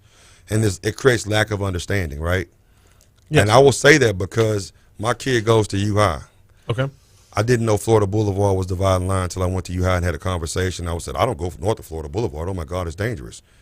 But I grew up there. To me, it wasn't dangerous. I understand the community. But it's just a mindset based on what you see on TV, right? Right. And so you need that balanced district because they represent two different cultures in our community, two different mindsets, but it has the meeting of the minds at the table. If it's unbalanced, then you have a majority mindset. If it's balanced, now discussions have to happen and understanding has to be brought about.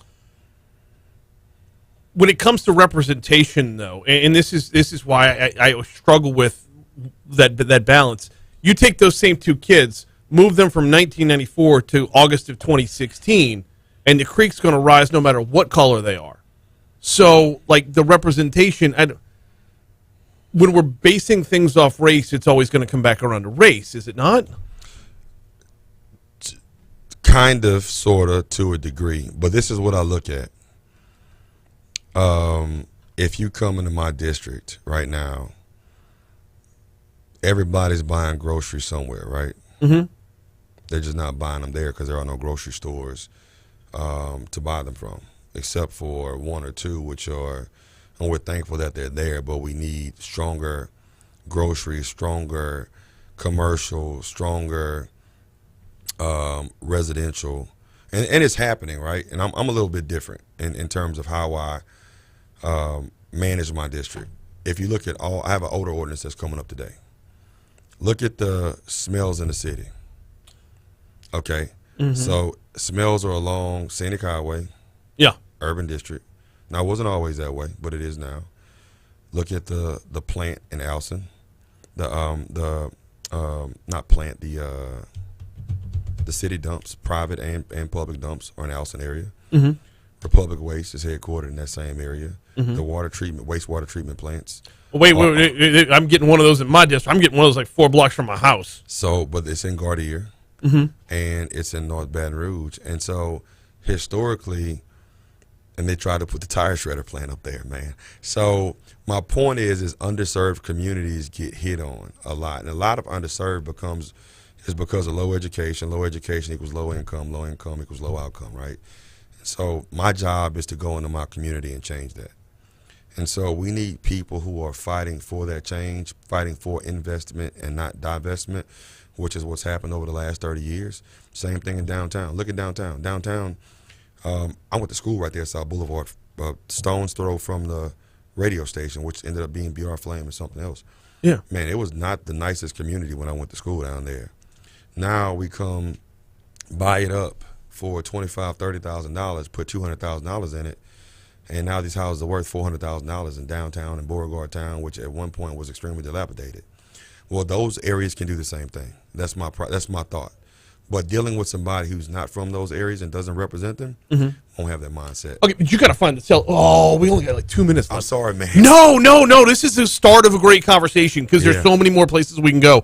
But the downtown has a sellability to it, so you have the reason to spend that $30,000 and make that $200,000 investment. But why does it? Because it didn't 20 years ago. Because it's downtown. All good things flow into the city since the beginning of Athens, Greece, 1,000,000 years ago. Well, why did it go away? Because it started becoming more suburban, right? So, and then suburban areas, blue bonded. See, my dad ended up being on Segan Lane. It was woods. So look at where it is now. So the same thing that happened on Segan Lane can happen in North Baton Rouge as well. I agree with that, but it's how. Oh, goodness gracious. I wanted to get into the cats thing. I'm I wanted to get into the homeless thing. You start talking this stuff. I know. You get excited, All right. man. When you coming back? Whenever you want, man. Okay, soon. I think you have great talking points. You're not forcing me into a conversation, so I will say anything that was said today was on my own and not forced there. But I'm just glad to be here and looking forward to be a part in the future. Good. We're getting you back in very, very soon. He is Metro Councilman Darryl Hurst. You heard the prologue. You heard chapter 1. This is going to continue a lot more in the very near future. Okay, the big news coming out of that, October 13th, not August 12th, so we got a little time to break down maps. We're going to hit CBS News here, then our own local news, traffic, weather. Congressman Garrett Graves coming your way on the back end of the break. Before we close out this hour, we will have the outside in when we step outside of East Baton Rouge Parish for headlines from the surrounding area. That's all coming your way next on Talk 107.3 FM, the new flavor of talk in Baton Rouge. Oh, man. I'm sorry. I'm long-winded, man. No, don't apologize for a second because all right, this is my own little soapbox, okay? We are here locally. There are national shouting matches going on other radio stations as well, but the shit that goes on in our backyard, we care about here. I want to have this all the time. Like, I looked up at the clock to see if I could even ask this question. How the hell does Aldi buy a $1.9 million property off of Segan when they should be in 4 other places around town? So Aldi's is doing one near Amazon too. So I'm gonna give you some insight. They have a Rouse's. Hang on, make sure we're.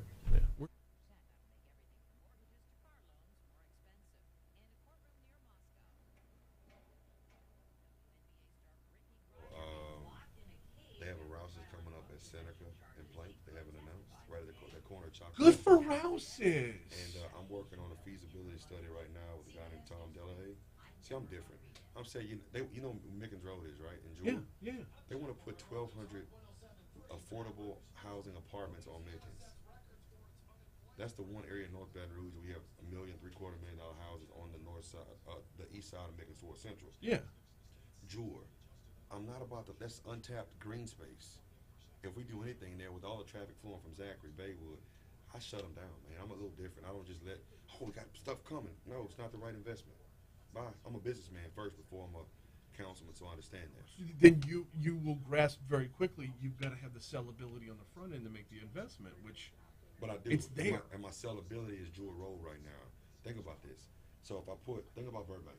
So if I have Burbank is affordable housing that's geared towards college students, right? Yes. But with the Rouse's there, with the Atomic Burger and all the other stuff they got, it creates a mixed demographic right there, right? That wants to. But if I take all of that stuff away, it becomes Gardier. Again, the old Gardier, right? It turns into the projects. Right. So I'm okay with affordable housing because we need it. Mm-hmm. But if you don't have the commercial to support it, then you end up with the projects because you're going to have the Zion City, Glen Oaks, all that area come there. Yeah. But if I face it on Jewel, I'll get the people that commute from Central, Baywood, Greenville Spring. And then you build back. Boom. Or I build back, but also build forward. When I build back, I want to sell 10-acre lots. Start putting $1 million houses like they have in Central as you go up Jewel. So. Oh, you got it up. Okay. Yeah. Oh, you had the maps up. Yeah. Well, I had yours up. Oh. I was like, no, it's not touch screen. Where's Jewel? So, Jewel is. Greenville Springs got to be one of these crazy ones. This has got to be Jewel, huh? You can expand it. So I'm at Jewel and Prescott where we're putting it, just FYI, on the west side or north side. Is that you coming back up? It's traffic. I got a minute. Oh, okay. That's got to be Jewel, right? That's right here. Yeah, that's what I thought. So right here. So you have Gorilla Paintball is right here. Okay. They bought the old land that 13 Gate bought for the amusement park. Wait, I ain't 13 even know Gate about was that. doing an amusement park off of Jewel Road. No shit. Yep, but with COVID they stopped, and then with the downtown, the rooms, what do you call Escape room. Escape room picking up so much, they didn't want to do it. It's been a bad investment. So it was the old Jets and baseball field right here. Yeah. So that's where Gorilla Paintball is going to be. Okay. And then the grocery store is going to be here. I mean, the apartment complex is here, grocery store here, and all the traffic. It's a 5-lane, superly heavily traffic highway, right? So when it comes down, if I put it on this side of the road, I can put a Starbucks, all that traffic. You don't have to cross over the median to get there. Oh, yeah. So now I can start building going, because I stop about right here. I can start building $1 million houses on there, and it doesn't hurt people aren't going to push back away from the area because I have retail growing. Now when I get to Greenwell Springs, from here, I can start growing in both directions because Amazon's right here. So now I'm wait, feeding no, Amazon's where? Amazon's right here. So Okay. yeah. So now I'm feeding down in Amazon. It's a whole master plan, man. Yeah. But you got to realize if I'm here, all this is Glen Oaks, and so Glen Oaks now feeds to that grocery store, but I still got Central feeding there too.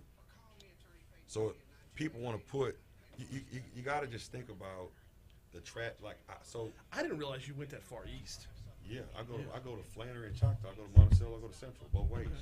I go Hooper all the way down to almost Blackwater, and I go Greenwell Springs down to Central. But then Aaron Moakley, you know where Frenchtown is? Road. Yeah. That's where Aaron Moakley is. Okay. Yeah. So I'm right before there at Flannery. So he can't. That's why I said I could hit him with a football. I can't go through him to redistrict. Because I would have. I would have gone probably all the way to the Central Thruway, which would have given me a more diverse district. But I can't because I'll go through his house.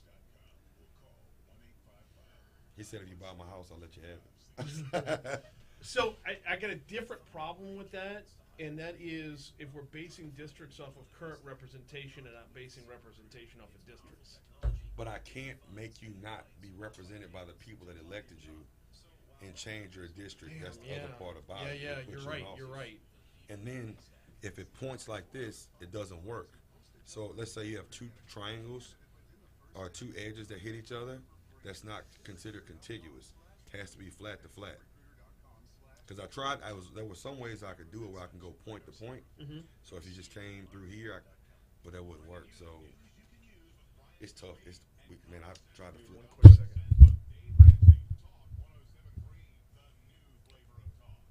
All right, time to take a look at that forecast, see if it's looking like yesterday. Here's WBRZ meteorologist Marissa Nuzzo. This is tough, man. It is tough. So all the off-the-record stuff that I've been told is basically Denise is going to take the biggest hit as far as another measure. Oh, no doubt about it. I tried to play with Brandon's district with the last redistricting map. But it's all woods and no people. It is, and even where the people are, without cutting him out where his house is, and which he's like almost in the heart of the city, right? And then the other part of it too, just out of respect for the people that voted him in, you don't want to take the Central Town Hall, right, and take away from Aaron. You don't want to take Zachary Town Hall and take it from Brandon, because you want to take a few outlying areas. There's so many more conversations to be had with this. All right, I'll text you Anyway, later. whenever. Yeah, no, I'll text you later. Man, Thank we can you. do something regular about the city if you want to. No, absolutely we can. Well, I try and keep like as many council people on like a rotation, Okay. you know. So, it'll be soon, very soon. Whenever.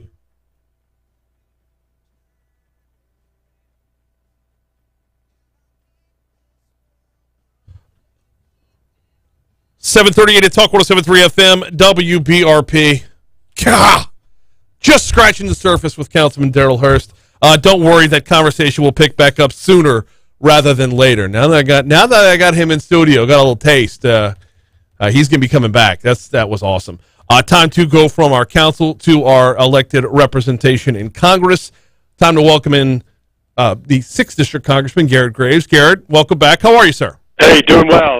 Councilman Hurst is a good guy. We had a chance to work with him on some crime diversion programs. As a matter of fact, we just secured about $375,000 in the appropriations bill for truce, and just making sure that we're giving the youth in Baton Rouge opportunities other than getting involved in gangs and crime and all that. So I enjoyed the opportunity to work with him. That was the nature of a lot of what we talked about in the last segment. Good to see folks rowing in the same direction, to be sure. Speaking of rowing in the same direction, looks like you're getting a little bit of momentum behind the repeal and the windfall elimination penalty and the government pension offset. Saw that headline yesterday. What's the status update, and what does it actually mean for us? You know what? This is one of these things, Brian. It's just crazy. This dates back to the early 1980s, and it's anybody who maybe worked as a police officer, a firefighter, a teacher, anybody who worked in public service for state or local government. They actually get a haircut. Their Social Security benefits are cut as compared to if they had not worked in that public service. And so, you know, it just really is an injustice. We already know that our teachers, firefighters, police officers, and others are underpaid. And so people have been trying to reverse this for over 40 years now. We have now reached in excess of 290 co-sponsors on our bill that would repeal this. The reason that number is kind of a magic number is because that is the trigger that allows us to effectively force the bill for a vote before the House of Representatives. So we filed the paperwork for that, which starts a clock. It basically gives them about 30 days to force this bill before a vote, and really excited. I mean, obviously with, you know, you need 218 votes to pass something through the House. Having over 290 co-sponsors is a pretty good indication that we'll get the votes. And so just pushing Speaker Pelosi to schedule that vote as soon as possible. We don't want them to wait till the very end and then try and come up with some excuse as to why we can't do it. This is Louisiana is one of the most affected states in the country on this. But, you know, just one more time to summarize, somebody who worked as a police officer, a teacher, a firefighter, and other public service for state and local government, their Social Security benefits or those of their spouses will actually be cut or reduced as a result of their involvement in public service. And all we're trying to do is just make it fair that they'd be treated the same way as if they had not worked in public service. So if they were a security guard instead of a police officer, if they worked in a private school instead of a public school, or something along those lines. I mean, you know, given teachers' retirement a haircut would be a great way to pull them back out of retirement to go fill that teaching shortage right now. You're not going to stoop to that level? No, I don't think that. All right. I mean, you know. Look, I'm messing with you. I think that it's important that, that's right. Aren't you married to somebody in education? No, my wife works at Mercy, but my mom teaches at Mercy, so I'm the son of an educator. Yeah, wow, that's going to be a great Christmas for you. Good luck going home. We are talking with Congressman Garrett Graves. Let's move from that before I dig myself a hole. Let's move from that over to duplication of benefits. That fix is moving forward as well.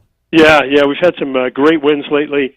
So you remember back in the 2016 flood, you had people that they got a loan from the Small Business Administration because it was one of the only funding sources available. And, of course, this happens in the aftermath of Hurricane Ida as well. And then whenever the grant funds became available, we had secured $1.7 billion in grant funds for those flood victims. When those monies became available, the federal agency came in and said, well, no, you can't get a grant because you got a loan, and so that's like you getting twice the money. And think about it for just a minute, you pay a loan back, and you don't pay a grant back. So only the federal government could come up with such a ridiculous definition of duplication. So we changed the law, and we said, okay, a grant is not duplicative of a loan. But because the federal bureaucrats were so mad at us, and look, I'm not a person who goes out there and talks about the deep state a whole lot, but this is what the deep state looks like. These people came in and said, well, we just don't agree with your policy, so what we're going to do is we're going to just invent, and I mean just absolutely pull out of thin air, invent some new standard that if your income is over, and it was like $60,000, $62,000 a year, then you could not get help. And like, that's crazy. And because, I mean, what happens if you make, you know, $65,000 a year, but you had $300,000 in damages? I mean, you're toast at that point. So we slipped a provision in a bill that passed the House that fixed it for anyone in excess of this arbitrary income threshold. So under our assessment, about 80% of the people were helped or fixed under the law change we did in 2018.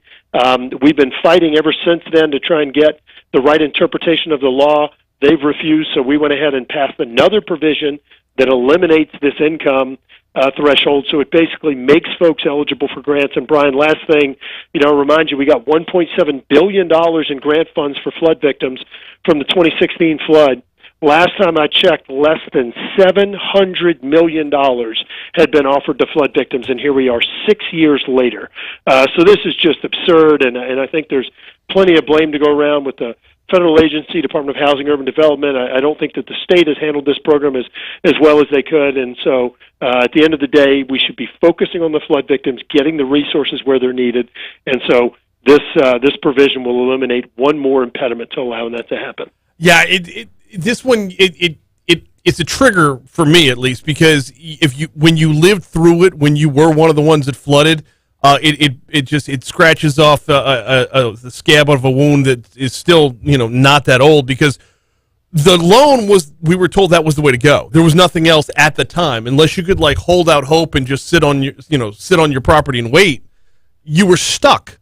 It was just you were stuck from the front end, and then kind of. You can't do anything but get frustrated when you look at federal disaster policy, and that's why we've actually moved just in the last probably year. We've moved 3 reform bills that help to streamline this. The problem, Brian, is that you only have a handful of states that have as much experience as Louisiana does in disasters, and so you try and explain it to these other people, but until they've gone through it, it's really hard for them to comprehend. And so we've just been going through, meeting with these offices one by one, explaining it to them, showing them how inefficient it is, how it's wasting taxpayer funds and re-victimizing people by subjecting them to this bureaucracy. And so we've made a lot of headway, and like I said, 3 different big reform bills that we've moved through the committees and moving them through the House just as a result of some of these lessons learned. And of course, one of the biggest reforms ever was back in 2018, about 3 or 4 years ago, when we moved the big Disaster Reform Recovery Act. A lot of huge changes that provide more flexibility and just more efficiency for disaster victims, disaster preparation and recovery. Got Congressman Garrett Graves for a couple more minutes here. I got to tap into a couple listener questions that have been submitted on YouTube, if you can. Sure. First of all, this one's outside of your district, to be sure, and I don't know how much you've been following the story. You been keeping up with what's going on with Pontchartrain Beach down in New Orleans? Little bit. All right. Wanted to get your take on the efforts to revive it down there versus the citizens that live around there versus the use of public dollars in order to bring back an amusement park. Yeah, look, I think the bottom line is that, first of all, that place is really kind of an eyesore at this point, right? I mean, so I do think that stepping in and coming up with some type of partnership with the community and with some type of investor makes sense. I mean, again, I don't think having an eyesore down there is in our best interest. Right now, at this point, it's a liability. If we can work with some developers to come in and help to make this an economic engine and make it a place where people are going to want to go, then that's great. Now, does that mean that you should be able to come in and do things that are going to adversely affect the adjacent areas? No, because I believe that's a property right. I believe when you come in and you do something on one property that adversely affects adjacent property, then you're diminishing the adjacent property's value and their property rights. And so I think you do have to strike that balance, but I think the conversations on what the right solution, the right investment there is very much overdue, and I'd love to see that return from something from an eyesore to, again, an economic engine that complements that area. Got about 90 seconds left with Congressman Garrett Graves. Going to revisit that WEP topic because Galen asks, what alternative Social Security rules would be replacing the current WEP rules? Galen, she's one of our most frequent Facebook live participants. Galen, thanks for the question. So basically, what this would do, what our bill would do, it's HR 82. It would entirely rescind the discount, and so it would effectively just treat again these public servants, the state and local employees. It would treat you as though you had not worked in public service. So, for example, if you work 12 years in the private sector and then you work 10 years as a teacher, it would treat your 12 years as though those were 12 years paying into Social Security, as you did, and it would not give you a discount as a result of you then choosing to go into public service as it would now. So it effectively, I guess the best way to say it is it would just totally ignore any time that you served working in for a state or local government as a firefighter, police officer, teacher, or other jobs. for state or local government. He is Congressman Garrett Graves. We do it every week at this time. It's D.C. current. Hey, how about your boy Mike Johnson getting no opposition? How about that? How would you like to have the fall off? Yeah. We were actually. I was talking to Mike about that last night. It really is pretty amazing that, especially in this political climate. But at the same time, Brian, look, I mean, the you see how divisive, how polarizing things are. Sometimes, people will ask me in the grocery store and other places, why in the world would you want to do this? And I really think that sentiment is growing, and people that are just good people, I think they are becoming less and less enchanted or interested in public service just because of how polarizing, divisive, and really, I mean, you might have seen what happened to Congressman Lee Zeldin up in New York, just how dangerous in some cases it is. So I get it, but at the same time, look, I think we need good people in public service. I think it's an honor, and I think that,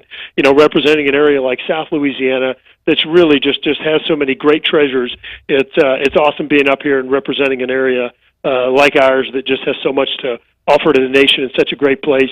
I understand that, maybe in other parts of the country people don't feel as invested in their community as we are at home. But it is really incredible to see something like that happen in today's politics.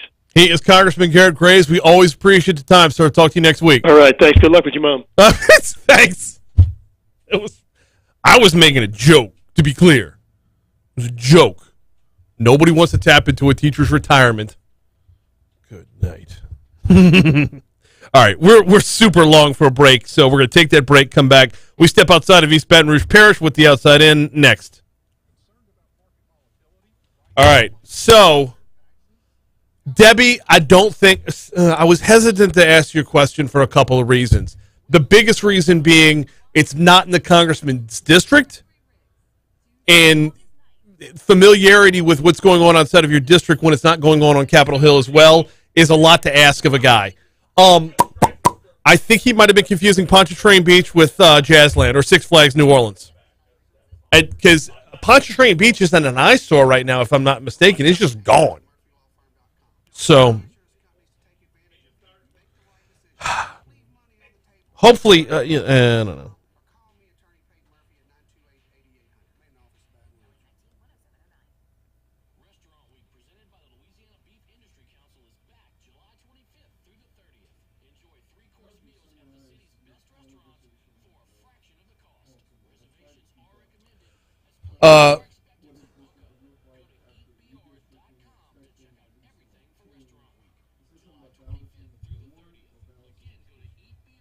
Brian and the councilman take a deep dive into what goes into making up a Metro Council district and what the needs of his district are in District 5.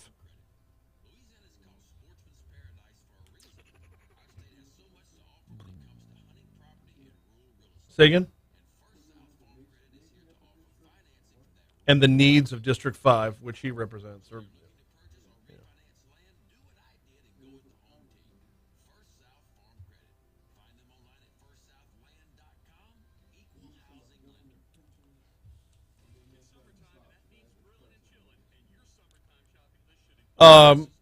Yeah. Congressman Graves provides an update on the repeal of the windfall elimination penalty.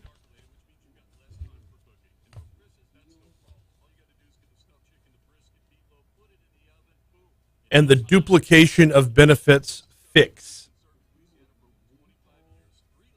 Elimination penalty. Oh, sorry. And the government pension offset. And the government pension offset.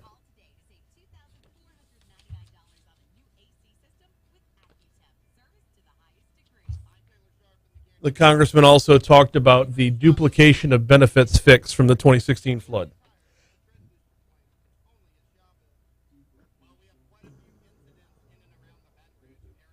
Yes.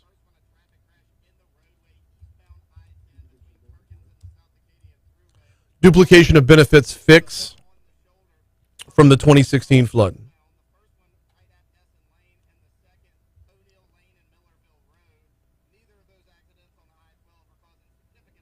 Yeah, there's nothing there. It's just a beach. Yeah, it all the. I think that's what he was talking about was Jazzland. No, it's not an eyesore to anybody. Pontchartrain. It makes it a friggin' nightmare if you wanted to move out to to that area and get away from everybody, because that's what it is now, is getting away from everybody. And then you're going to bring in all this traffic and everything?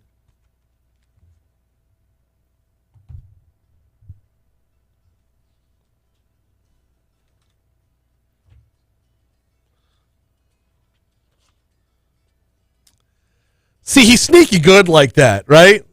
Like, I thought I was going to, slide one past him and, just an offhanded quip. And now I'm going to be in trouble with my family. Unreal. Thanks to Congressman Garrett Grace for hopping on board for DC Current. If you're just tuning in and have no idea what I'm talking about, go back and listen to it. It'll be on demand a little bit later on this morning. Or if you wanted to, just check out the full show on YouTube. It's Mornings with Brian Haldane on YouTube. We are there and interactive every single morning, as witnessed during the last segment. We had a couple of user-submitted questions, which, honestly, I need to incorporate more often. I really enjoy doing that. But so stupid. We gotta step outside of East Baton Rouge Parish. Hey, every day at this time, we check in on headlines from the surrounding area. We call it the Outside In.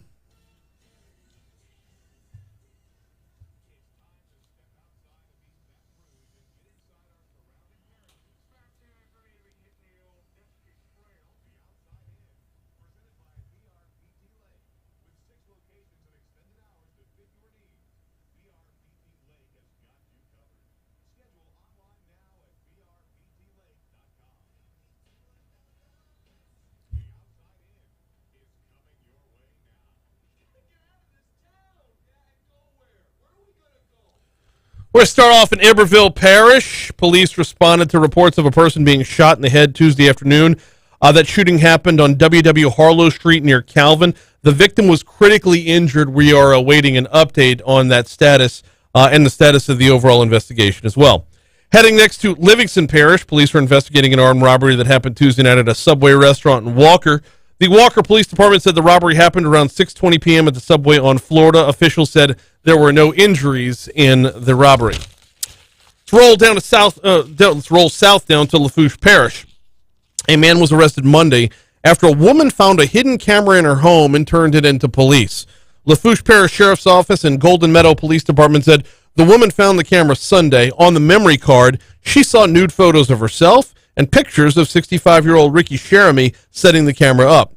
Detectives searched the home. They found 2 additional hidden cameras. The woman told the officers that Jeremy was somebody that she knew. Detectives said that Jeremy was arrested Monday. During questioning, he admitted setting up the cameras and having some of the pictures on his phone. Jeremy was booked for video voyeurism, and his bail was set at $10,000. Closing out in Acadia Parish, inmates at the parish jail were transferred to other facilities throughout the state following a power outage that knocked out the main power board near the entrance and exits of the jail. Sheriff K.P. Gibson reported no injuries, but says because of the loss of power, a majority of the inmates had to be transferred to other facilities around the state. Quote, we shipped out about 2/3 of our population, which is about 120 to 130 inmates. Gibson says he expects power to return by the end of this week unless the damage is worse than they had expected. That is the Outside In, with the exception of one more story, and that is coming to you from I-10 eastbound. You've been hearing Taylor report on it all morning long. Well, the delays still remain on 10 eastbound coming into town over the Atchafalaya. That was an overturned tractor trailer. Thing flipped over about 2:30 this morning. Had to have some shutdowns over the Basin Bridge as they clean things up. So keep it right here for the latest. Taylor Sharp will have your traffic reports. In fact, right after we check CBS News at the top of the hour, we'll check back in on traffic. That is the Outside In. We are due up for a break. Hey, got a busy hour for you next hour as well, as I'm searching frantically for my rundown. We're nowhere near done just yet. Actress Robyn Lively set to join us at 8:40 this morning, and it's the opening of Saints training camp. And we will take you down to New Orleans for a first-day look at what's going on down there. What's the status of Michael Thomas? What is first-year coach Dennis Allen looking like? We will have an update for you at 8:15 as well. Plus, right after we check news, Cade will have This Day in History coming your way next on Talk 107.3 FM.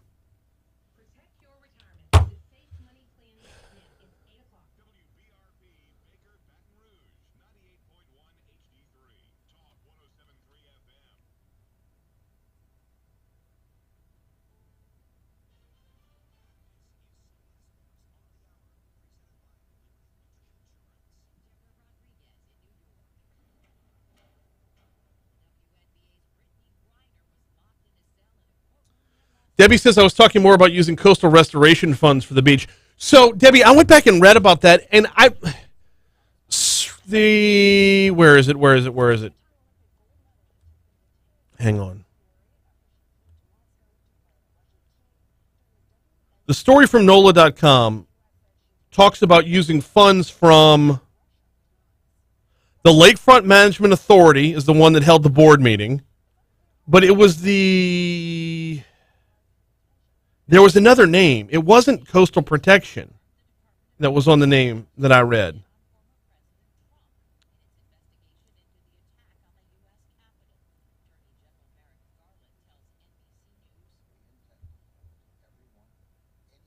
Okay, here we go.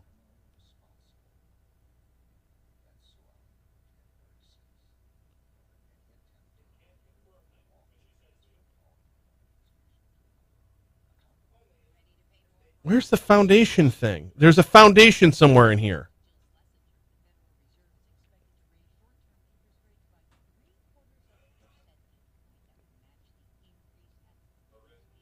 The cost to renovate the beach are estimated to be $15 million. At an authority committee meeting on July 19th, the Pontchartrain Beach Foundation had $46,000 in project funds. It's hoping to be awarded money from the project from the bipartisan infrastructure. Oh.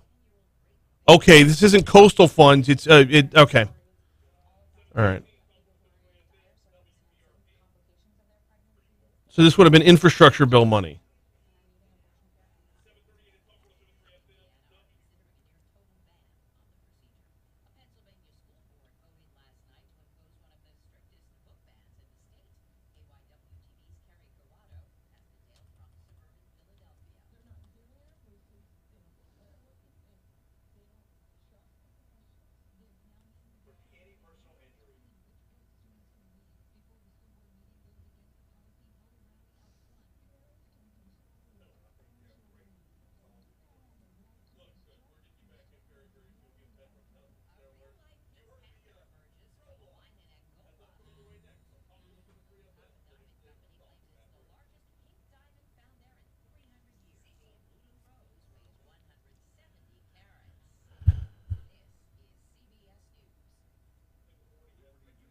Now, if I'm not mistaken, as I continue to read on this, I'm trying to remember another story about restoring. There's.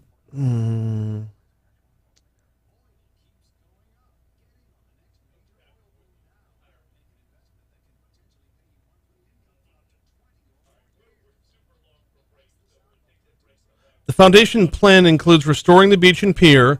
A wetlands reserve would be to its west, and a dog park to its east. The wetlands reserve to its west sounds weird, because to its west would be UNO.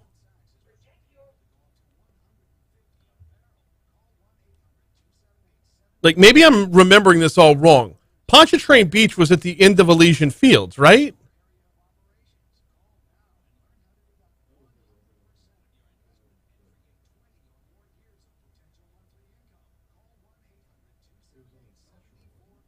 Yeah. New Orleans map.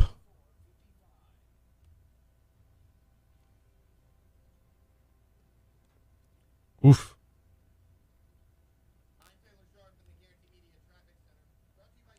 Yeah, there's that little cut right there. I see it.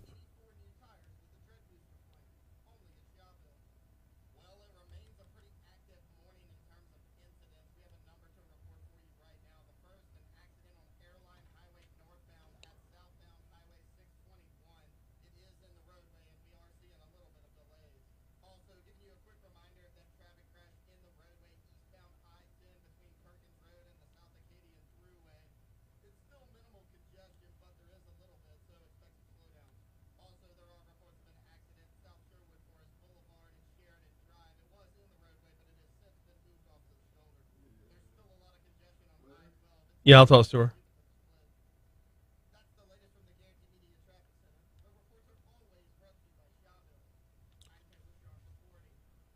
Pretty decent chance we're going to see more showers today. With a full look at the forecast, here is WBRZ meteorologist Marissa Nuzzo. We are finishing out July with that summer weather pattern on repeat. Temperatures will climb into the low 90s, and that heat index could get up to 105 before any showers come through this afternoon. About half of the area is expected to see rain. Showers should be scattered from the coast all the way up to Mississippi, so even if there's no rain in your area, thicker cloud cover should move in this afternoon to keep temperatures from getting into those upper Where the hell is UNO at? today could produce very heavy downpours and street and poor drainage flooding.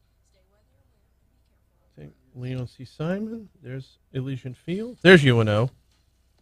Yeah, that was it right there.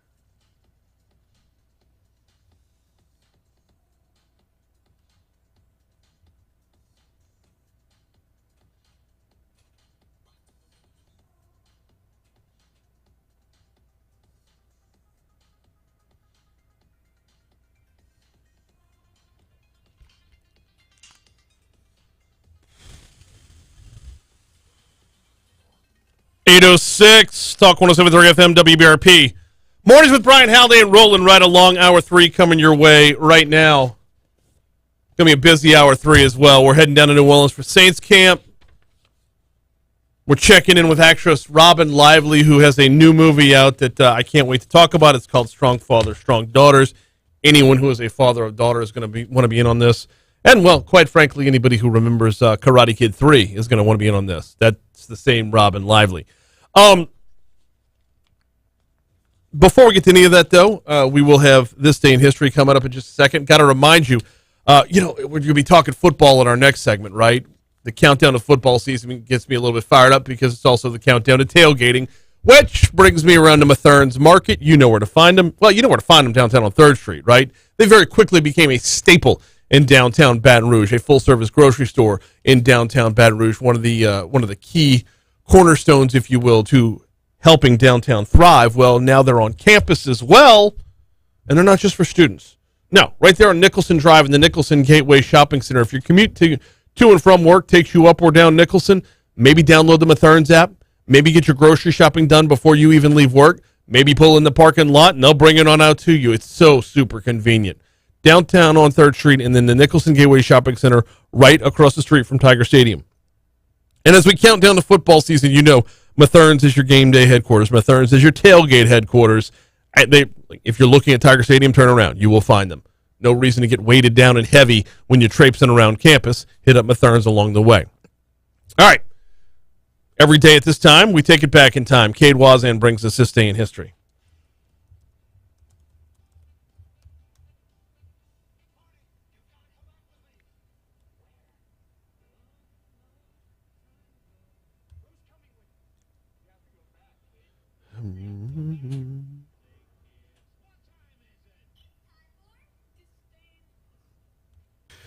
All right, Brian, this day in history today brought to you by The Sky. It's above us. It's a hell of a tagline. 1949, the world's first jet-propelled airliner, the British de Havilland Comet, makes its maiden test voyage in England. The jet engine would ultimately revolutionize the airline industry, shrinking travel time in half and enabling planes to climb faster and fly higher. Okay. 1974, the House Judiciary Committee recommends that America's 37th president, Richard M. Nixon, be impeached and removed from office. Yes. Not the actual.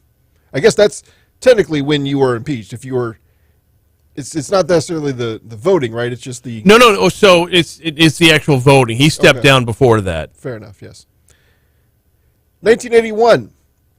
People may be familiar, certainly, with the results of this crime, being that it spawned something to help a lot of people. 1981, Adam John Walsh, age 6, is abducted from a mall in Hollywood, Florida, later found murdered. In the aftermath of that crime, Adam's father, John Walsh, became a leading victims' rights activist and host of the long-running television program America's Most Wanted. Yes, I did not realize that like they have that pinned down to the anniversary of. Yep. 1996, sports themed here in Atlanta, Georgia, during the Summer Olympics. It's all disrupted by the explosion of a nail-laden pipe bomb in Centennial Olympic Park. The bombing, which occurred during a free concert, killed a mother who had brought her daughter to hear the rock music in a concert, injured more than 100 people. And I believe there was recently a movie made about Richard Jewell. Wasn't? Yeah. I don't know why I'm thinking Kathy Bates was in it. Could be. Maybe. I don't know. Yeah. But that happened back in 1996, which really oddly seems, man, not that long ago. Because I certainly remember the story, Right. and I remember, that Olympic Stadium became at some point Turner Field, which is now Well, it's still Not like where the- Centennial Park, though, right? right. Yeah. Triple H, celebrity birthdays today. Triple H is 52. Alex Rodriguez, Nice. A-Rod, 46. Maya Rudolph is 49. Taylor Schilling, which I had to go and look up because her face looked familiar. Orange is the New Black. She's 37. Oh, nice. Yeah. Golfer Jordan Spieth, Yep. 28. I'm going to try my best at this. I know this guy from his role No in question. Game of Thrones. He is 51. He played Jaime Lannister. Nicole Coster-Waldau. Okay. That's probably not exactly correct. But No. He played Jaime Lannister in Game of Thrones. He is 51 today. As far as celebrity deaths, Whoa. There's no way you're done with the birthdays. I must have a terrible birthday website. I've used what we've used for quite some time. But please. Mets ace Max Scherzer Hey, how born. about that Mets last night? Bro! You saw that fat guy hitting in the bottom of the eighth for the Mets?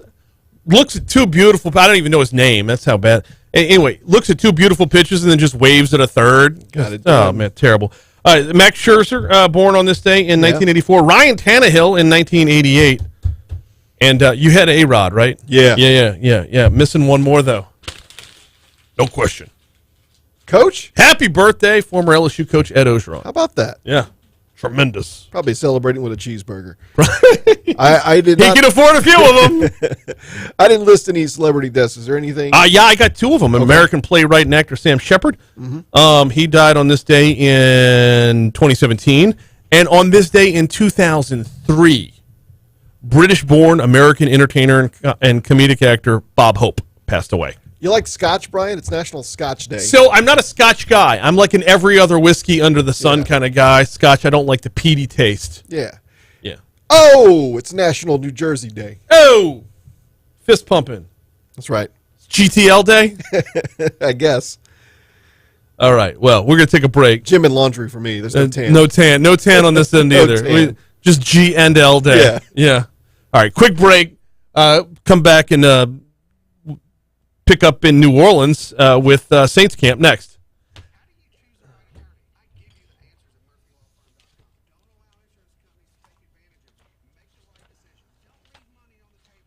I have lost my rundown. No, I need to not be an asshole is what I need.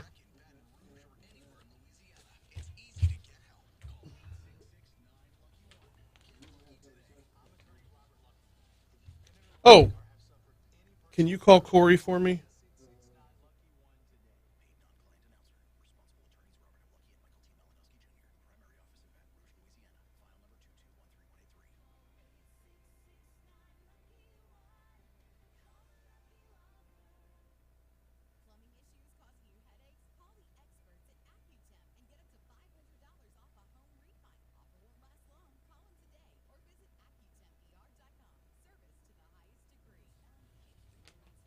Found it.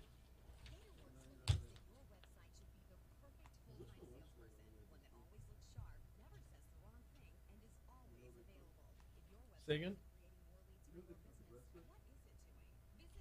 Say what? Oh, I don't know. I don't think I'm eating again until my way in.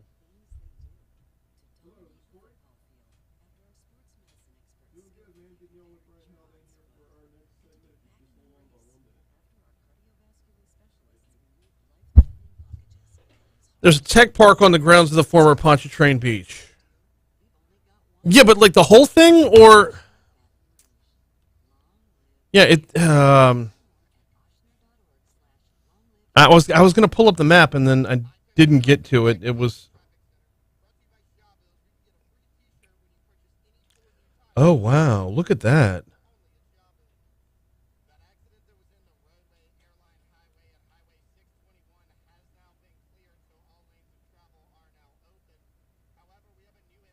They're going to have to do this somewhere. A good point, Haggai. They're going to have to do this somewhere else for sure.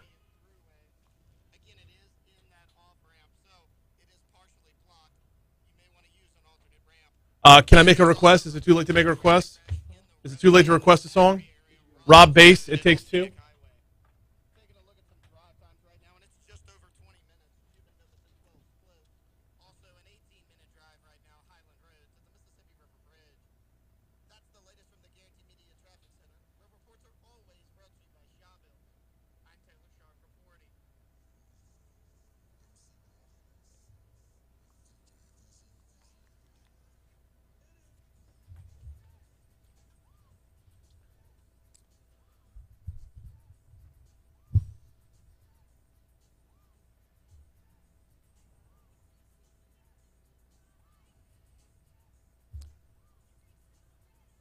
If TikTok is any hint, you might be hearing the song a lot in the Dome this season. Will it take two to make a thing go right? Jameis Winston repping the number 2 down in New Orleans. Saints camp opens today. Joining us now to talk about that is Corey Rholdon with WBRZ. Corey, welcome aboard, man. How are you? Doing well. Just actually arrived at training camp bright and early. It looks like Dennis Allen wants to beat this heat and kind of get a good practice session in here. Good deal. Yeah, so we never think about that when we think of the Saints training facility because they got the beautiful indoor facility as well, but getting some work outside is also very important this time of year. All right, let's start with the big storylines. Michael Thomas on the PUP list. Is there any real concern here, or is this just a matter of, no, Mike, you just hang back for a minute because you've been on the shelf for too long. We don't want to burn you on day one. Well, we actually talked to Dennis Allen yesterday, and he says that he expects him to get off the PUP list shortly, and obviously that's kind of hard to believe for Saints fans because he hasn't played a game since the Saints lost to the Bucs in the postseason 2 years ago, and he's played 7 games since 2020. But the Saints believe they're confident in his mentality and that he's ready and that he should be available here shortly. Can anyone define shortly? That's a good question. It could be in 2 weeks. It could be right before the season. What is shortly? Right. We're trying to figure that out, but they say that he is progressing towards coming back. Okay. I mean, if that's what we got, that's what we'll roll with. The next biggest question will be Jameis Winston. Saints were, I want to say, 5-1, 5-2 when he got hurt last year. His demeanor in the offseason has been nothing short of phenomenal. He's been a likable character, to say the least, but all that is going to be contingent upon, leadership on the field, not just off the field. How's he looking to start things off? Well, Jameis, during minicamp and OTAs, we watched him. He obviously still had a little bit of a limp, and he was struggling to throw off his back foot. It was good to hear yesterday Dennis Allen talk and say that he's going to be full-go in team drills, which he really didn't do during the Saints minicamp and the OTAs. And you talked about his leadership. I really like the fact that he got a lot of the offense over to Miami and different areas, and they got them together. A lot of the Saints were off during this little break. And you also talked about last season. The Saints were 6-2, just beat the Bucs, and were really good before he got injured. And they've added a lot of weapons and a lot of pieces, right? Chris Olave, you got Jarvis Landry, giving him the full arsenal. And now their number 1 and number 2 receivers last year in Callaway and Deontay Hardy are now the 4th and 5th options. So Jameis is kind of going to take the full reins this year, and they're really excited for that. Well, actually, you know what? I was going to get to Jarvis Landry and Tyrann Mathieu a little bit later on, but let's move that up to the front of the page since this is since we are on in Baton Rouge. Let's talk about some former LSU guys. Jarvis Landry, still under 30 years old. He's at 29. Tyrann Mathieu, a little bit, established as an NFL veteran. The level of excitement surrounding these two guys donning the black and gold is just, I don't know exactly what to compare it to, because it's just, there's a lot of folks bubbling about this. What can we really expect? No, absolutely. Like, it's crazy. We had Drew Brees, a Hall of Fame quarterback, for 15 years, and this is maybe the most excited I've seen this fan base in terms of entering a season. With Jarvis, I think he's going to do well as a slot. Last year, he struggled. He had his worst season as a pro, had 500 receiving yards, less than 60 catches, but I think he fits in well with this Saints system. He's going to get open. He's going to do really well at the short, intermediate routes. And Tyrann Mathieu, we also talked to Coach Allen yesterday. He made a good point of now they have two safeties in Marcus May and Tyrann Mathieu that they can play deep, and they can also roll up and play in the box, giving them a lot of versatility to kind of switch their roles between free safety and strong safety. And the leadership aspect, I think, is very important here, too. These are two guys who are leaders in their room, respective rooms, the DB room and the receiver room, and they kind of bring more of a mature personality to it, to already a team that already has a good culture. So this is a really, really exciting time for Saints fans. They are all in. This is not rebuild mode or anything since Sean Payton left. They are all in on Dennis Allen and this group. Okay, you mentioned leadership. You mentioned culture. We're talking about both sides of the ball here, one on the offense, one on the defense. Is there some level of, and I don't know if it's out front or conscious level or not, but moving from the Peyton Breeze era to the Dennis Allen era, is there some level of vibe that we want leadership across the board? Like, leadership is not just top down under this coaching staff.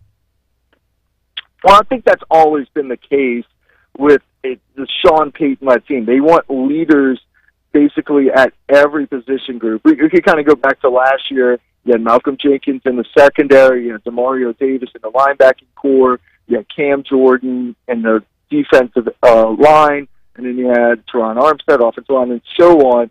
I think that's just kind of like the culture that they kind of built, where they want to establish a lot of really good veteran leaders so that the younger guys can kind of rely on and go on. I don't expect a lot to change between Sean Payton and Dennis Allen. The one thing that is, Dennis Allen is obviously a defensive coach, and he's a little bit more grittier and old school than Sean Payton. But besides that, he's really not changing a lot. That's actually where I was leading to next. What is a Dennis Allen team going to look like? I mean, there's not a lot of indicators thinking he's going to put his own stamp on things rather than just pick up where things left off, because you're talking about a well-established team. Yes.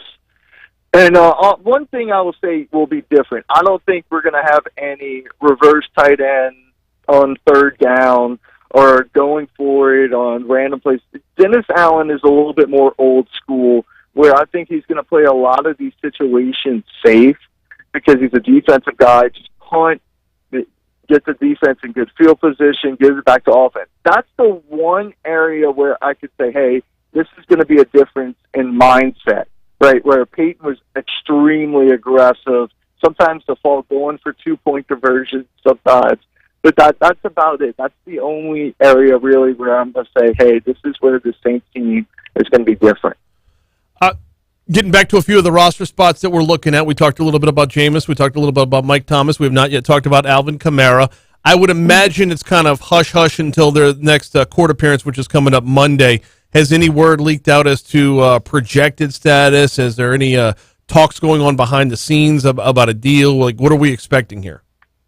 So here's the thing. We don't know if this is going to be settled in August. So this could be keep being pushed on, and then Kamara's not going to get suspended this year, potentially, and it's going to happen next year. Or it could happen this year or later this year. The thing is, the Saints really don't know when everything is going to be settled, and which brings to the point about the running back room. Outside of Alvin Kamara, Mark Ingram's played a lot of years, and he's kind of, starting to get tread on those tires. And then you look outside of Ingram, you got Abram Smith from Baylor, undrafted player, and then they just signed Malcolm Brown from the Rams. So that might be a position group that the Saints will look to address even more if something does happen to Kamara. But right now, they don't know what's going to happen. Yeah, and that looming cloud that just following along, as the season wears on, you never know if and when the hammer is going to drop, or might not drop at all as the season makes its way through, as we witnessed last year it was a non-violent case, but there was a potential one last year that just never materialized. Malcolm Brown, what does he bring to the table? Well, Malcolm Brown's got experience. I'm not going to say he's nothing special, really. He's a third running back that comes in, that gets you some good carries. He's played with the Rams for about 6 years. Saints seen him quite a few times. His best season was about 500 rushing yards. It's going to be tough for him to make the team, too. I mean, last year he played for the Dolphins a little bit. Wasn't anything special. If, Kamara does go out, I don't know if he can fill that void. Him and Ingram can fill that void, to be honest. We're talking with WBRZ's Corey Rholdon about Saints camp, which is underway today. What are a few of the storylines you're looking at? A few of the storylines is on the defensive line with Marcus Davenport being out and Peyton Turner. Who kind of steps up? Is it Carl Granderson? And the defensive line, who's going to take that second defensive tackle position? Is it Malcolm Roach? Is it Shai Tuttle? And then that linebacker, I really want to see Pete Warner and how his growth is in year 2. And then Jameis, obviously. How is his back leg? Is he throwing off his back leg? Is he getting more comfortable? And the offensive line is Dennis Allen made good point that Sierra Ruiz didn't have a regular offseason the past 2 years because of COVID. As he starts to come along a little bit more, how does the rookie Trevor Penning and Chris Olave's look? That just kind of how does all the rookies kind of progress during training camp? Speaking of Chris Olave, what's his role? I mean, is he just plugging in as the number 2 receiver? Is it just assumed right there, or he's got to build himself up? I mean, even as a first-round draft pick, how much on-field cred does he have to earn, and how much does he walk in with? I think he's the number 2. I think he's the real deal. He's been really impressive during minicamp and OTAs. He's going to be a deep threat, something the Saints haven't had maybe since Devery Henderson, consistent deep threat. But no, he's been really good. I think Michael Thomas is obviously number 1, and then Jarvis Landry is going to be your slot receiver. I think he fits in right there as a deep threat. Got just a couple minutes left as we're talking with WBRZ's Corey Rholdon about Saints camp. So first preseason game will be August 13th. The countdown till then will look like what? How much work are we actually expecting to see these guys get in? Well, you got about 2.5 weeks before they go to Houston. So the first couple of days, they won't be in pads and they won't be hitting, and then they start ramping it up. It's not like it was 10 years ago where they got 2-a-days. So we can expect to see them gradually progress. I think it's going to be a little bit vanilla the first couple of days. They're not going to want to show a lot. They're just going to kind of want to get better in their position groups a little bit, just improve the little small and tiny details. But as we get on camp, they're going to start installing a lot more. As we get into the Green Bay parts where they're actually going to be practicing with the Packers, I think that's really when we're going to see who's going to be stepping up, who might be making the team as kind of like a surprise undrafted free agent. But the first couple of days here, it's more about kind of getting accustomed to the way Dennis Allen really wants to do things. Last two before I get you out of here. Looking at the depth chart, Taysom Hill is completely not a quarterback at this point, which puts Andy Dalton in the second row. Well, with Taysom Hill, he is going to play some quarterback. Dennis Allen said that yesterday. Yes, he's playing a lot of tight end. That's going to be his main position. But they still see him as a weapon. They still will use him as a quarterback on third and short situations. And you mentioned Andy Dalton. I mean, that's a great pickup for the Saints, in my opinion. If something does go down with Jameis, Andy's played 140 NFL games, made the playoffs multiple times. If they can win with Trevor Siemian, they can win with Andy Dalton. Oh, 1,000%. 1,000%. Well, good to hear about Taysom Hill, because when I pulled up the depth chart, he's just strictly listed as a tight end. And you didn't know how much of that Sean Payton cute stuff was going to go away with Dennis Allen. So that's yet another storyline to follow. In the meanwhile, I'll let you get back to the action. WBRZ's Corey Rholdon. Follow him at Corey_Rholdon TV on Twitter. Corey, appreciate you hopping on board, man. We'll talk soon. Thank you. Absolutely. Have a great day. You too. Yeah, I'm not sweating the Michael Thomas situation. I'm not sweating Jameis' situation. I am sweating Alvin Kamara's situation. Because what's behind Jameis is Andy Dalton. What's behind Michael Thomas is Jarvis Landry and Chris Olave. And Traquan Smith, for that matter. But behind Kamara, it gets rough. Here comes CBS News. Did I send you those pictures of Robyn Lively? Did I send you the Robyn Lively picture, or did I get caught up doing other shit?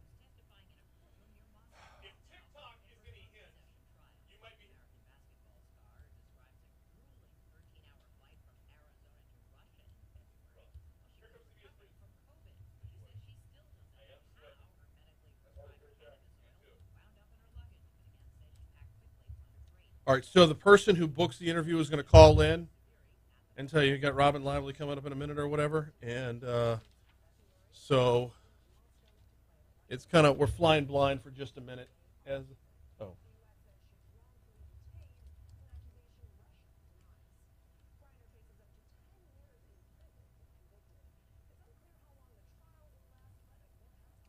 If you would, put that up on the board behind me during the interview.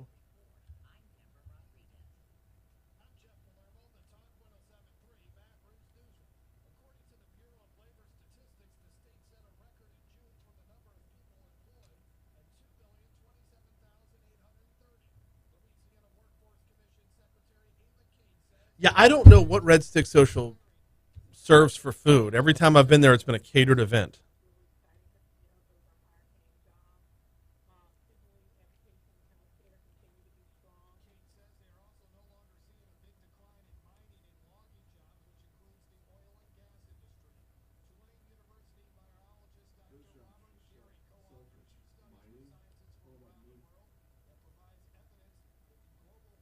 Stretch.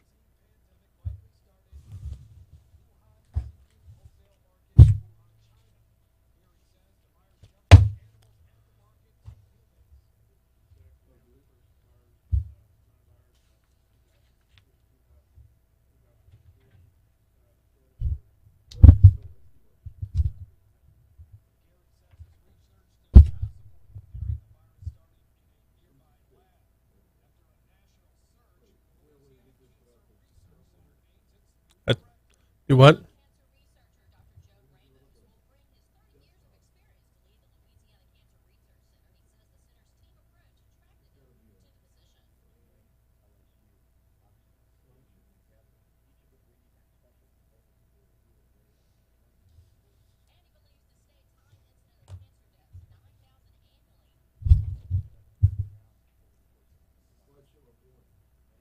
Yeah. Would you rather the movie poster? It'll fill the screen better.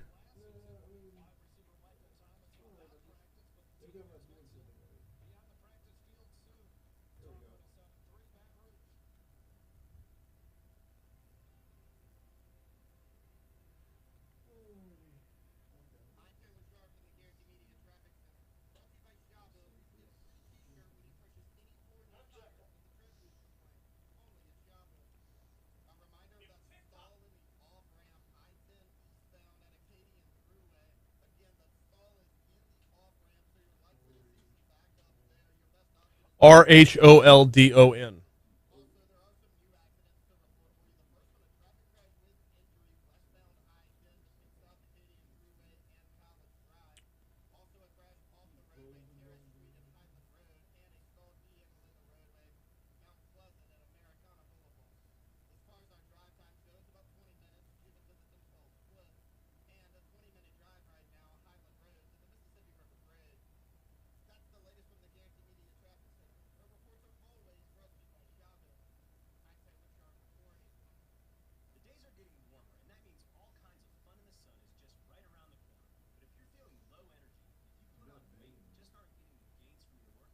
chains. I feel like I need something more for my workout, honestly.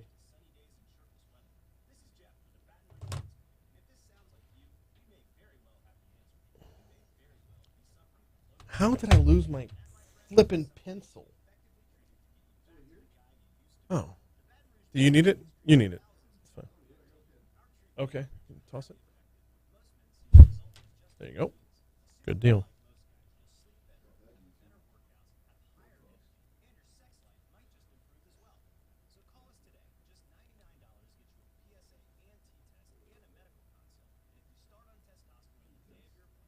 Uh-huh. Yes, I do.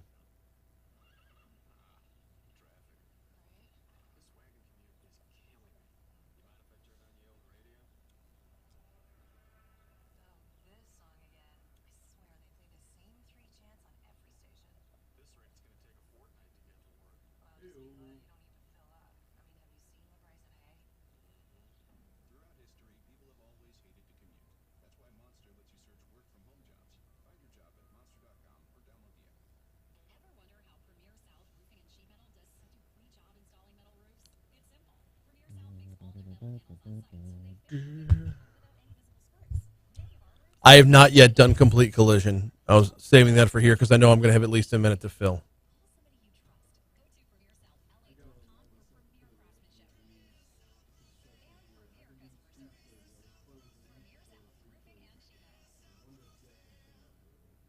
I'm sure he can.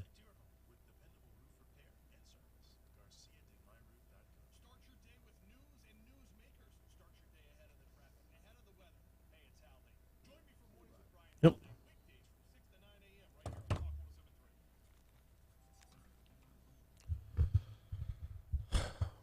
Similar pattern that we've seen throughout most of the week. Going to get hot as the day wears on, then the rain is going to knock that temperature down a little bit. We've got a 60% chance of rain today. It's looking like that chance of rain is going to roll into the forecast around 2 p.m., then really get cranking between 3 and 4 p.m. and should start to scale back in the 5 o'clock hour amidst the afternoon drive. Your high today is slated to get up to 91 degrees. Overnight low tonight down to 74. Tomorrow we're looking at a high of 92 with an overnight low Thursday night and a Friday of 75. We top out at 91 on Friday and Saturday as well. Right now, we are at 82 degrees in downtown Baton Rouge. Humidity still up at 84%.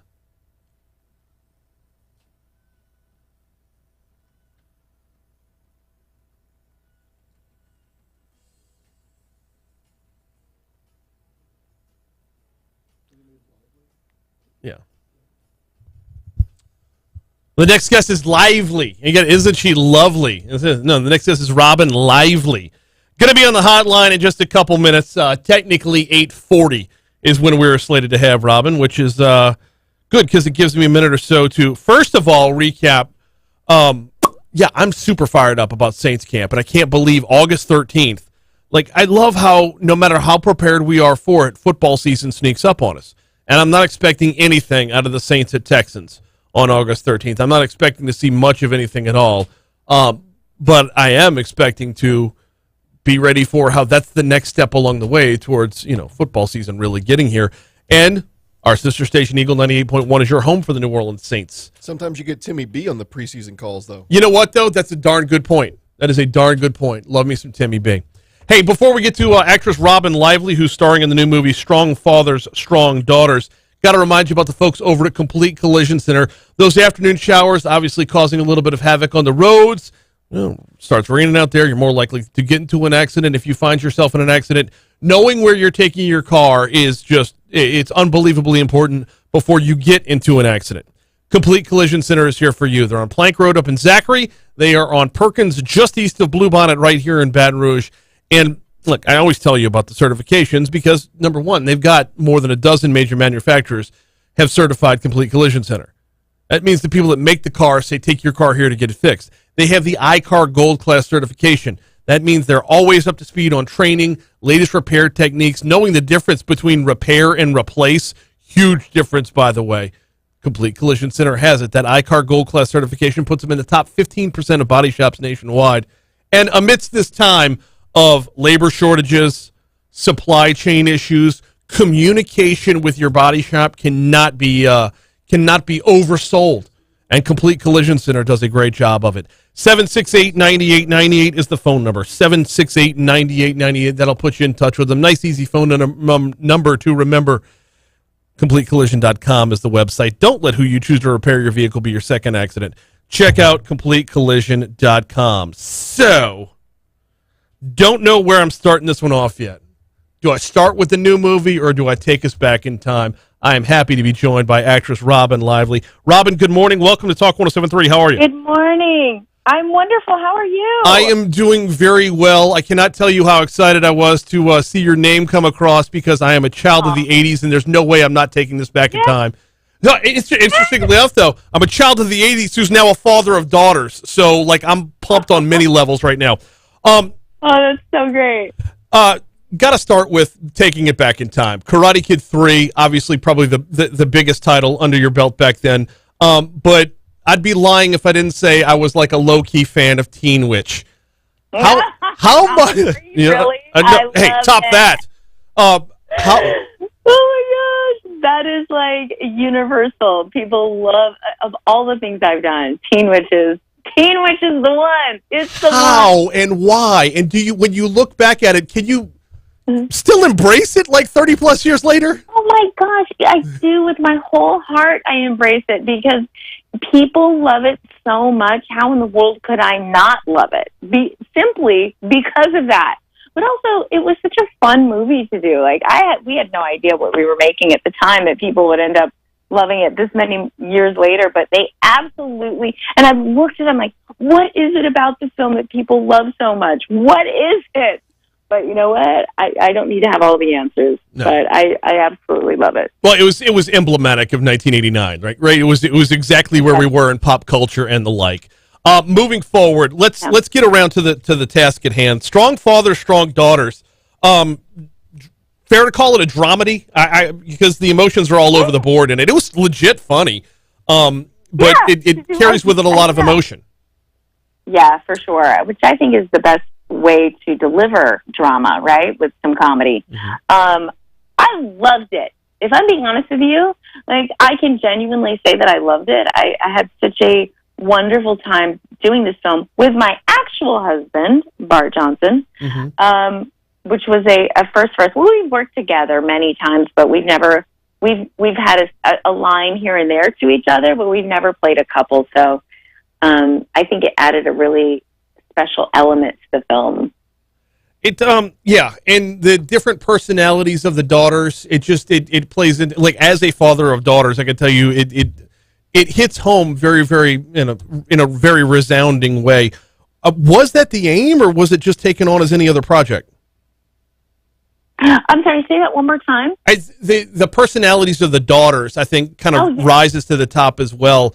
Was that the aim, or was that just part of the evolution of the project? You know, I'm not totally sure what the aim was, but my husband and I, by the way, have 3 kids of our own that are similar in ages. Mm-hmm. So we have one daughter, 2 boys and 1 daughter, and I'll tell you, it was absolutely paralleled so many things that we've experienced with our own kids, and to draw upon those experiences, it was so cool. And yes, and the different personalities within it just resonates as well. The movie actually comes out August 1st, so we're not there just yet. If I have that right, it comes out August 1st, so we're not there just yet. But be ready for it because it is a lot of fun. Looking at just rolling through your IMDb resume, you've done so much television over the years, and then if you can compare TV to movies, do you have a favorite? Would you prefer the TV scene or taking on the movie project?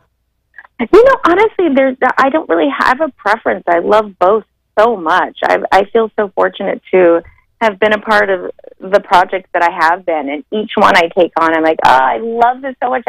I genuinely love what I do, and I feel so fortunate to say that because I know that people do a lot of jobs that they really don't enjoy, and I just feel so grateful for the opportunities and for the roles and for the different roles, and like, it's been so full circle, like with this film, having the daughter that's like the angry teenager with the dyed hair that was me just yesterday in Wildcats or The Best of Times, like that, I was that teenager. And now I'm the mom to the teenager, and it's so cool. Well, you know what? I'm talking to you as the mom in the movie, but I didn't even think about exploring the role of the different personalities of sisters. How did that play back into your personal life? As sisters? Yeah. Oh, gosh. You mean with my own sister? Yeah. Oh. Were there takeaways from the movies or things you brought into the movie, into this movie from your own life? Oh, yeah. Oh, 100%. Mainly, though, with my kids. Like, our kids are very different than the girls in the film. But, well, I'll tell you, we've had, like, our son is 19, and we had the many conversations of, like, well, we know what's best for you. We've got your whole life mapped out for you, We've got it. And then he's like, no, I have my own ideas. I want to do this. And so, like, oh, gosh, we've had the conversations of trying to come to a happy medium. But, I spending time with your kids is so crucial. And this is a resounding message in this film. There's another, and this might have been me taking away from it, but you mentioned having your own plans for your kids and whatnot.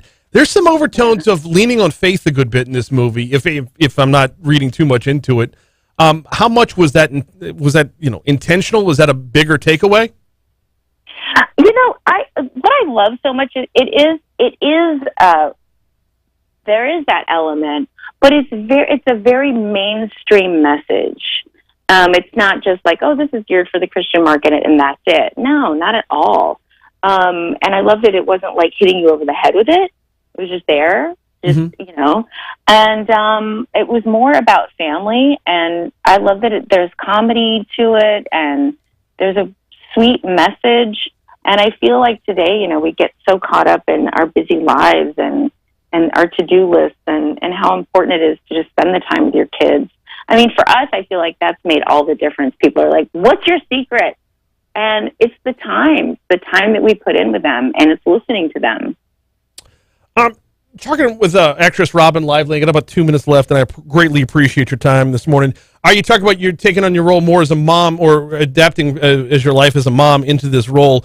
Let's talk about working in Hollywood and raising a family, because that's something that you've done in real life. Yes. How have you managed to balance both? Because oftentimes Hollywood is portrayed as like, you got to be all one or the other. Right. I've been really fortunate, Mike, because my husband is an actor. Obviously, my husband is in the film with me, Bart Johnson. Mm-hmm. It's been great because we don't take roles at the same time. So when I'm off on location, he's home with the kids and vice versa. Mm-hmm. And it's really worked out. Like, it's feast or famine, like we're working. When we're working, we're working. When we're not, we're at home with our kids. So, and also too, like I always put my family first. We both do. Mm-hmm. So, we've made sure to find that happy medium and that good balance. You got to give me an embarrassing story. I mean, if you're working on set with your husband as your husband, there's got to be something you could spill. Oh my gosh, I wish I had something juicy to spill, but it was just like, it was so nice because you'll get on set and you're meeting a virtual stranger and it's like, oh, here's your husband you're meant to have all of this history with and you have none. So chemistry, you have to fake the chemistry immediately. Mm-hmm. And with us, it was just like, oh, this is like second nature. Here we are. This is us. This is our lives, and roll the cameras. I mean, no trash talking offset, like you get back home and, honey, you blew that line sort of thing? No, nothing like that. Nothing like that. But we do help each other. Like, I will give him notes on the side sometimes. I'm like, try it this way or try it that way. But we've been doing this forever, so it's like there's no ego with us. Last one before I get you out of here, and I greatly appreciate your time. So you're on right now in Baton Rouge, Louisiana. In Louisiana, we kind of fancy ourselves as Hollywood South. The film industry has been growing here a great bit. I'm looking through your IMDb. You've been to Tennessee. You've done projects in Georgia, Florida. What's it going to take to get you down here? Oh, my gosh. You just say the word. I'm there. I love Louisiana so much. I love it. So I'm hoping it's in my future.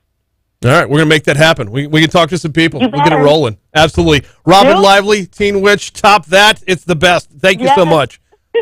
Thank Thank you for having me. Absolutely. Appreciate it. We are a couple seconds late for your money now. Here we go. That rap battle was the dumbest ish in history. Let's do this. Let's violate all kinds of copyright laws. Let's get ourselves muted on YouTube. Pull that down. Pull it on YouTube.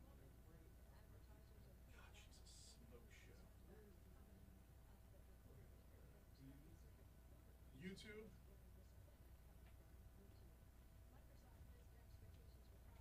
I'm hoping I can make it all the way to the end of the show.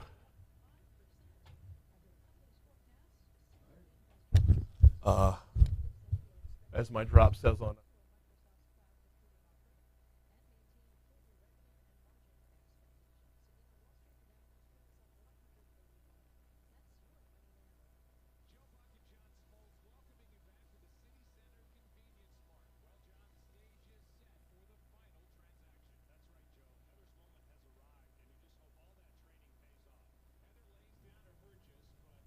I got the secrets to anti-aging on Good Morning America right now.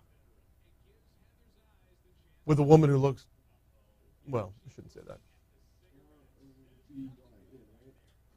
that. Yes. Robyn.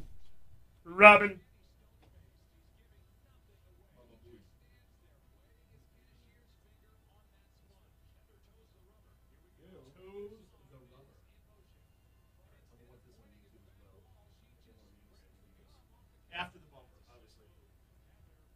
But yeah, up on the big screen and on the audio. All right, there, YouTube. Okay, poll question. The next interview opportunity I have from this same outlet is with, get this. This is so random. Maria from Sesame Street. Do y'all want to hear from Maria from Sesame Street? I'm booking the damn thing either way. I don't care. A person. I'm not interviewing friggin' Elmo. But that's going to be my first question. How does it feel to put your life into your craft only to be upstaged by a puppet? Hey, Bert. Hey, Bert. There's a hand up my butt, Bert.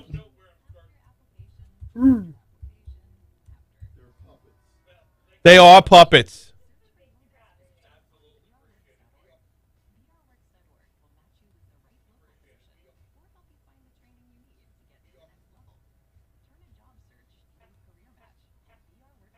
Bark. Oh, all right, good deal.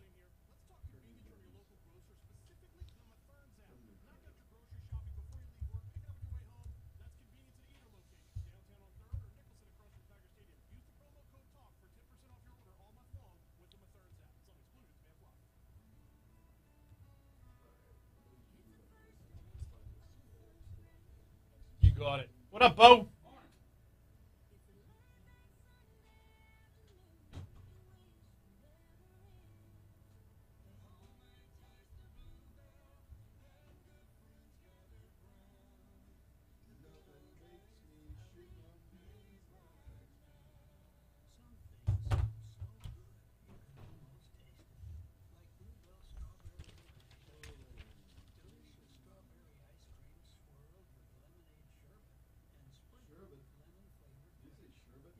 Mm-hmm.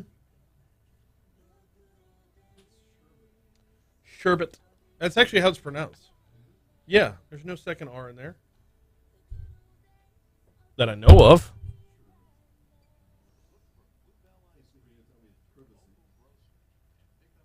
It's not Sherbert. It's not Sherbert.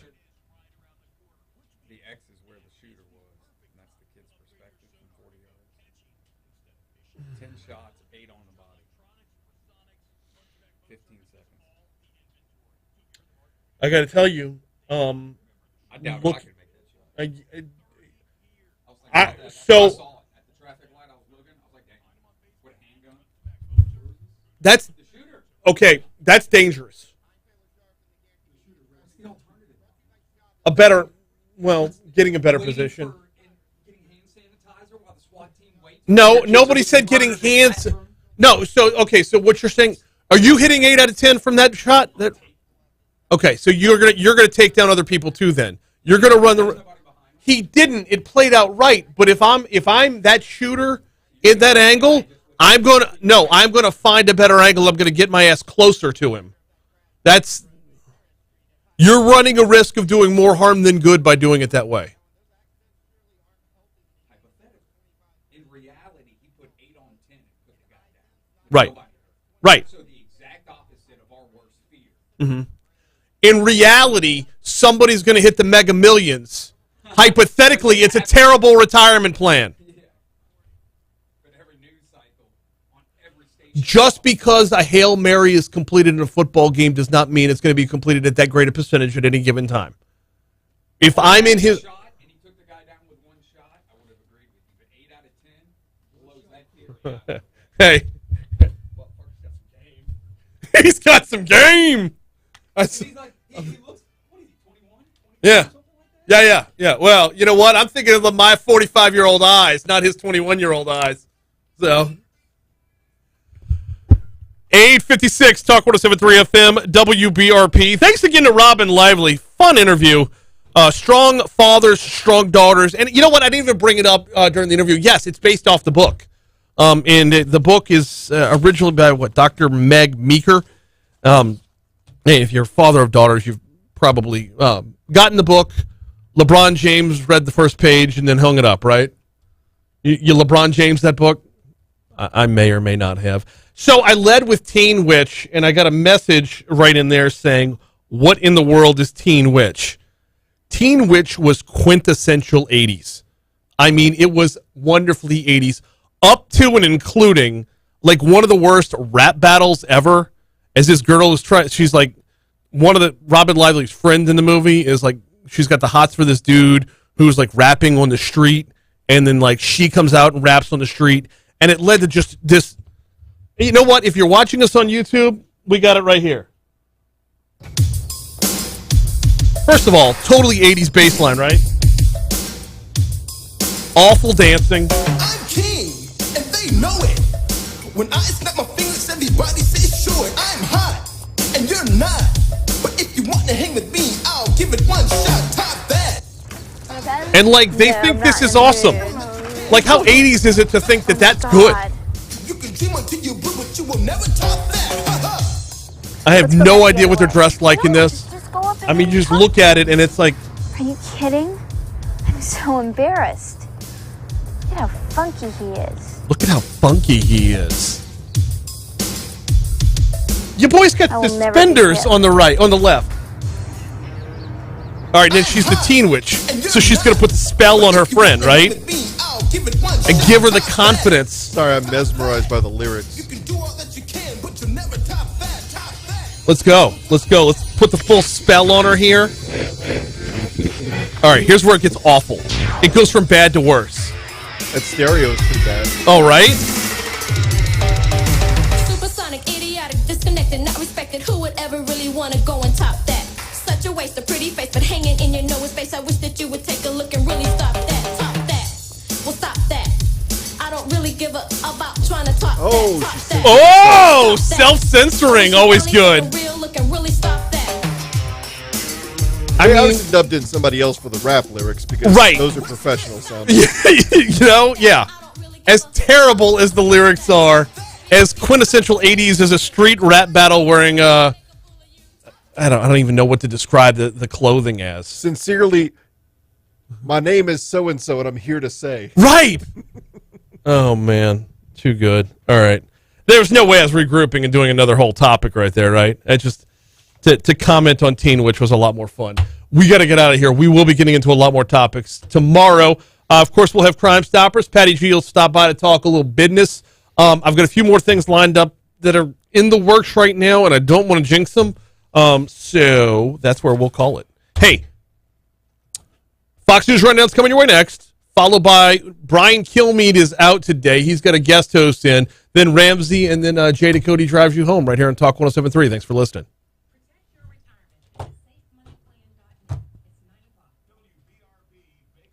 All right, YouTube, I've got to skedaddle, so I will see y'all tomorrow. By the way, if you have not yet subscribed, please subscribe. Share with your friends. Let them know what you're checking out every single morning. And I will be very much intentional about making sure that the questions you're posting up there, provided I can, will get to my guests in real time. We'll see you